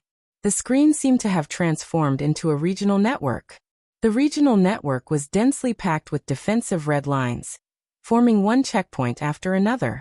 All Bojio had to do was to pass through the defenses without being discovered. The youngster's silver hair fell, her eyes dark. She didn't just have to type in the code, she also had to dodge. In reality, this was an opportunity for her. A chance to lock down the other party's base. But that would expose her intrusion. Hence, Bojio didn't check the region. Instead, she flew towards the hard drive. Found it, the youngster replied calmly. The tattooed man glanced up abruptly, his lips turning pale. That's impossible. Nothing is impossible. Bojio typed in a few codes to destroy the hard drive before pressing the spacebar. Director Huang watched as the other party's hard drive appeared on the screen. This was remote control, wasn't it? 1 minute. Bojio glanced at the time displayed at the side. The software required time to destroy, and once discovered, the firewall would be reactivated, and it would take a lot of effort to attack. This meant that this minute was crucial. The tattooed man clenched his fists, breaking into a smile. You will definitely be discovered. Do you think it will be that easy? It seemed as though he was trying to prove his words. Suddenly, the laptop in Bojio's hands started beeping. The alarm caused everyone's heart to skip a beat. This is... Director Huang's expression changed. The tattooed man laughed heartily. Once the software is destroyed, the host computer will react and hunt down the intruder. I believe that since you know computers, you should be able to understand what I'm saying. Anyone could understand his words, even those who didn't know how to use computers. Director Huang placed his hand on the edge of the table, his brows furrowed as though he was trying to come up with a solution. Smith let out a long sigh. It seems like the god of fate isn't on our side. Director Huang, this isn't the time to be stubborn. Safety is the most important thing. If an explosion were to happen here, not only me, even you, as the person in charge of this case, would be fired. I haven't finished my game yet. What are you yelling for? She didn't even lift her head as she continued to tap on the keyboard, gesturing for them to look at the screen.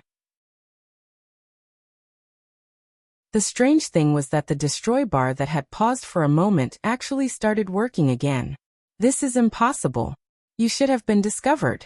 Otherwise, the alarm would not have rung earlier. The tattooed man's eyes widened. That's impossible. Bojio remained expressionless.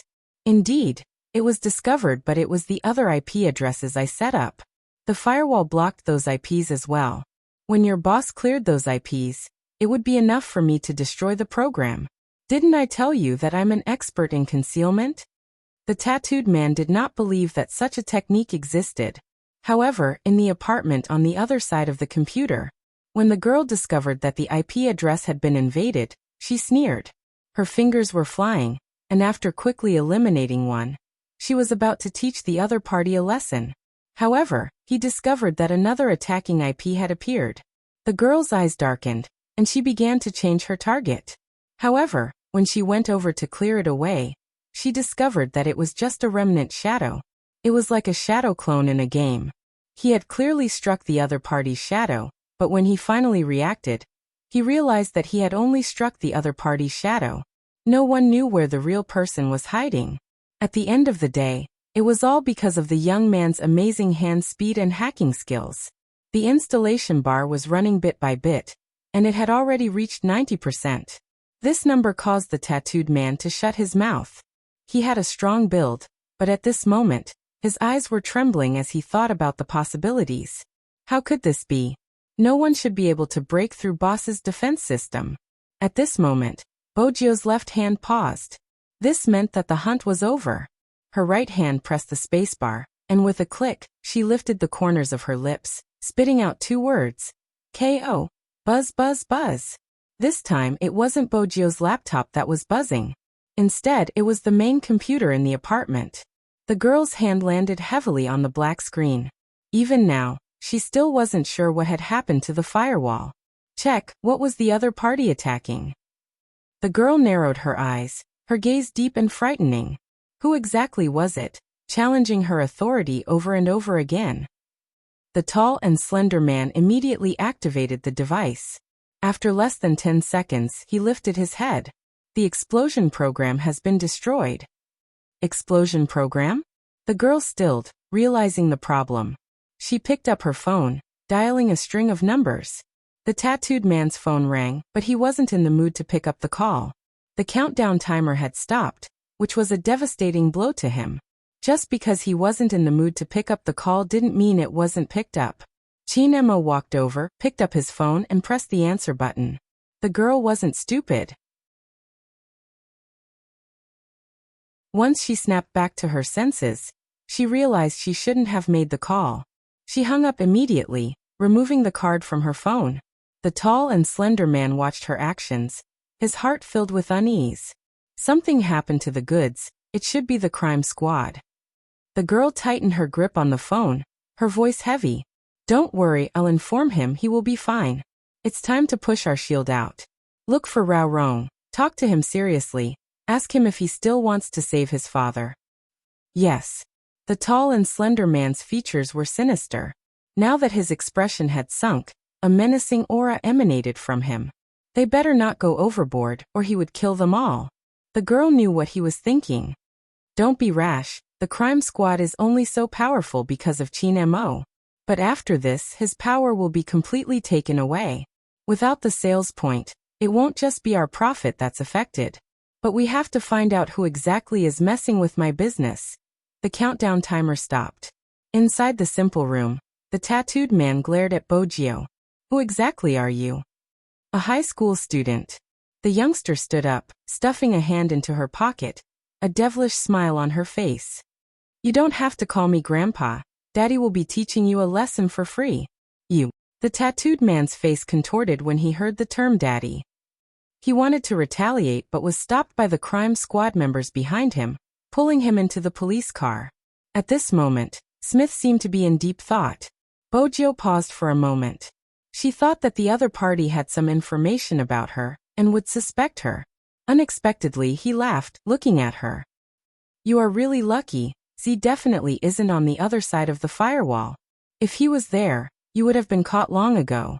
But luck is also a part of victory. I wonder if you are interested in joining us and becoming one of my subordinates? Smith wasn't bad looking with his blue eyes. He looked at her affectionately since he was a fan of Oriental dolls. In his eyes, Bojio's looks were flawless.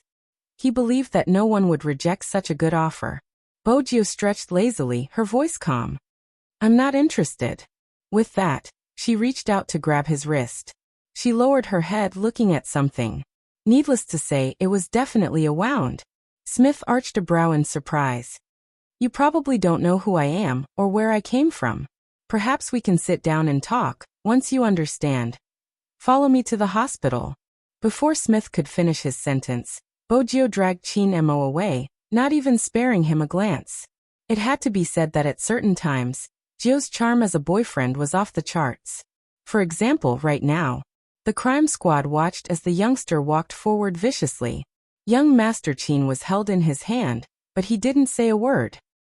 It's really strange these days. Director Huang found it strange as well. Was Chin Mo the passive party when they were together? Director Huang trembled at the thought. He really couldn't accept it. Bojio did things quickly, especially when she wasn't in a good mood. The reason why she rebuked the tattooed man was because of the wound on Chin Mo's hand. She had already seen it. Both of them hadn't driven over, and were still wearing the cleaner's uniform. The youngster hailed a taxi. Before the driver could speak, Bojio blocked Chin Mo in a corner. Without a second thought, she scooped up the bloody finger and placed it in her mouth. Disinfect it. The driver's hand slipped, almost crashing into the railing.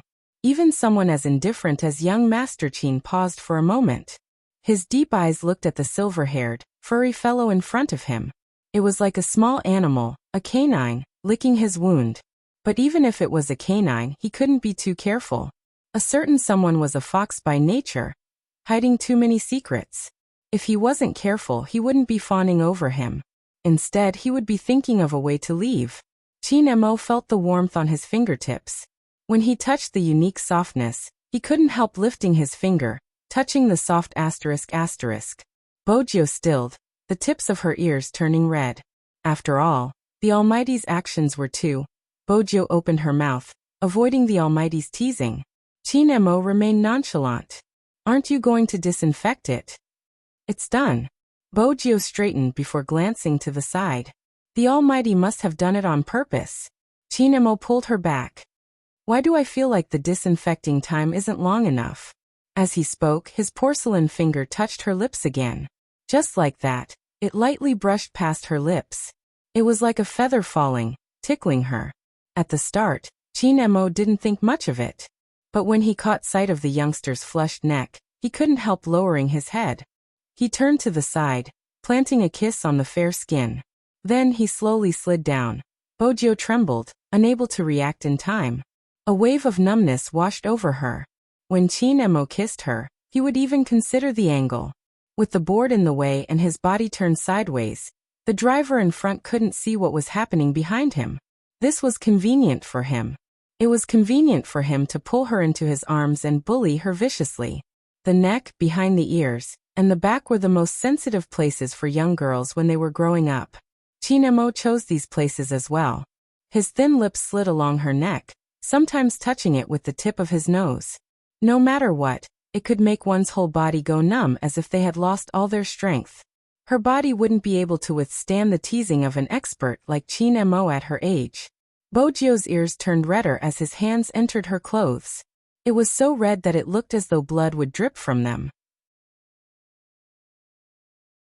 Chinemo noticed it too, but he had never imagined that there would be a day when he would enjoy looking at someone's ears so much. They had originally been like white jade, a beautiful arc, but now they were slowly changing color. There was an indescribable allure to them. Chinmo's eyes dimmed, his breath inching over, landing on the back of her ears. His voice was low and raspy. "Come back with me tonight." Bojio shuddered again. She pushed him away and adjusted her breathing. The Almighty was using his charm, she couldn't fall for it. The warmth in Chinmo's eyes was extinguished a little as he watched her actions. Then he heard the youngster say, "Not tonight, I have something to do later."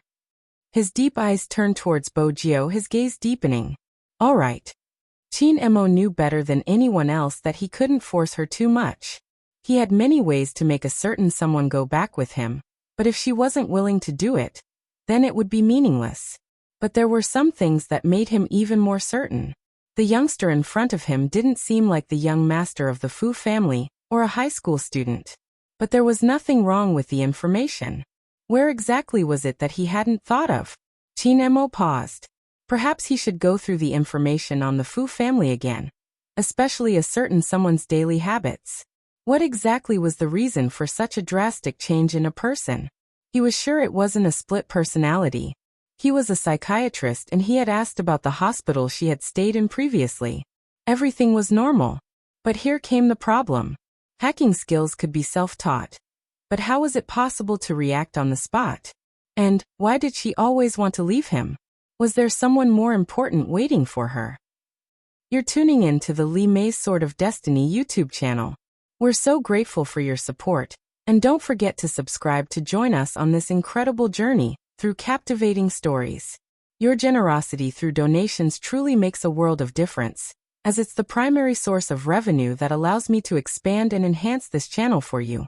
Thank you from the bottom of my heart for being a part of this adventure.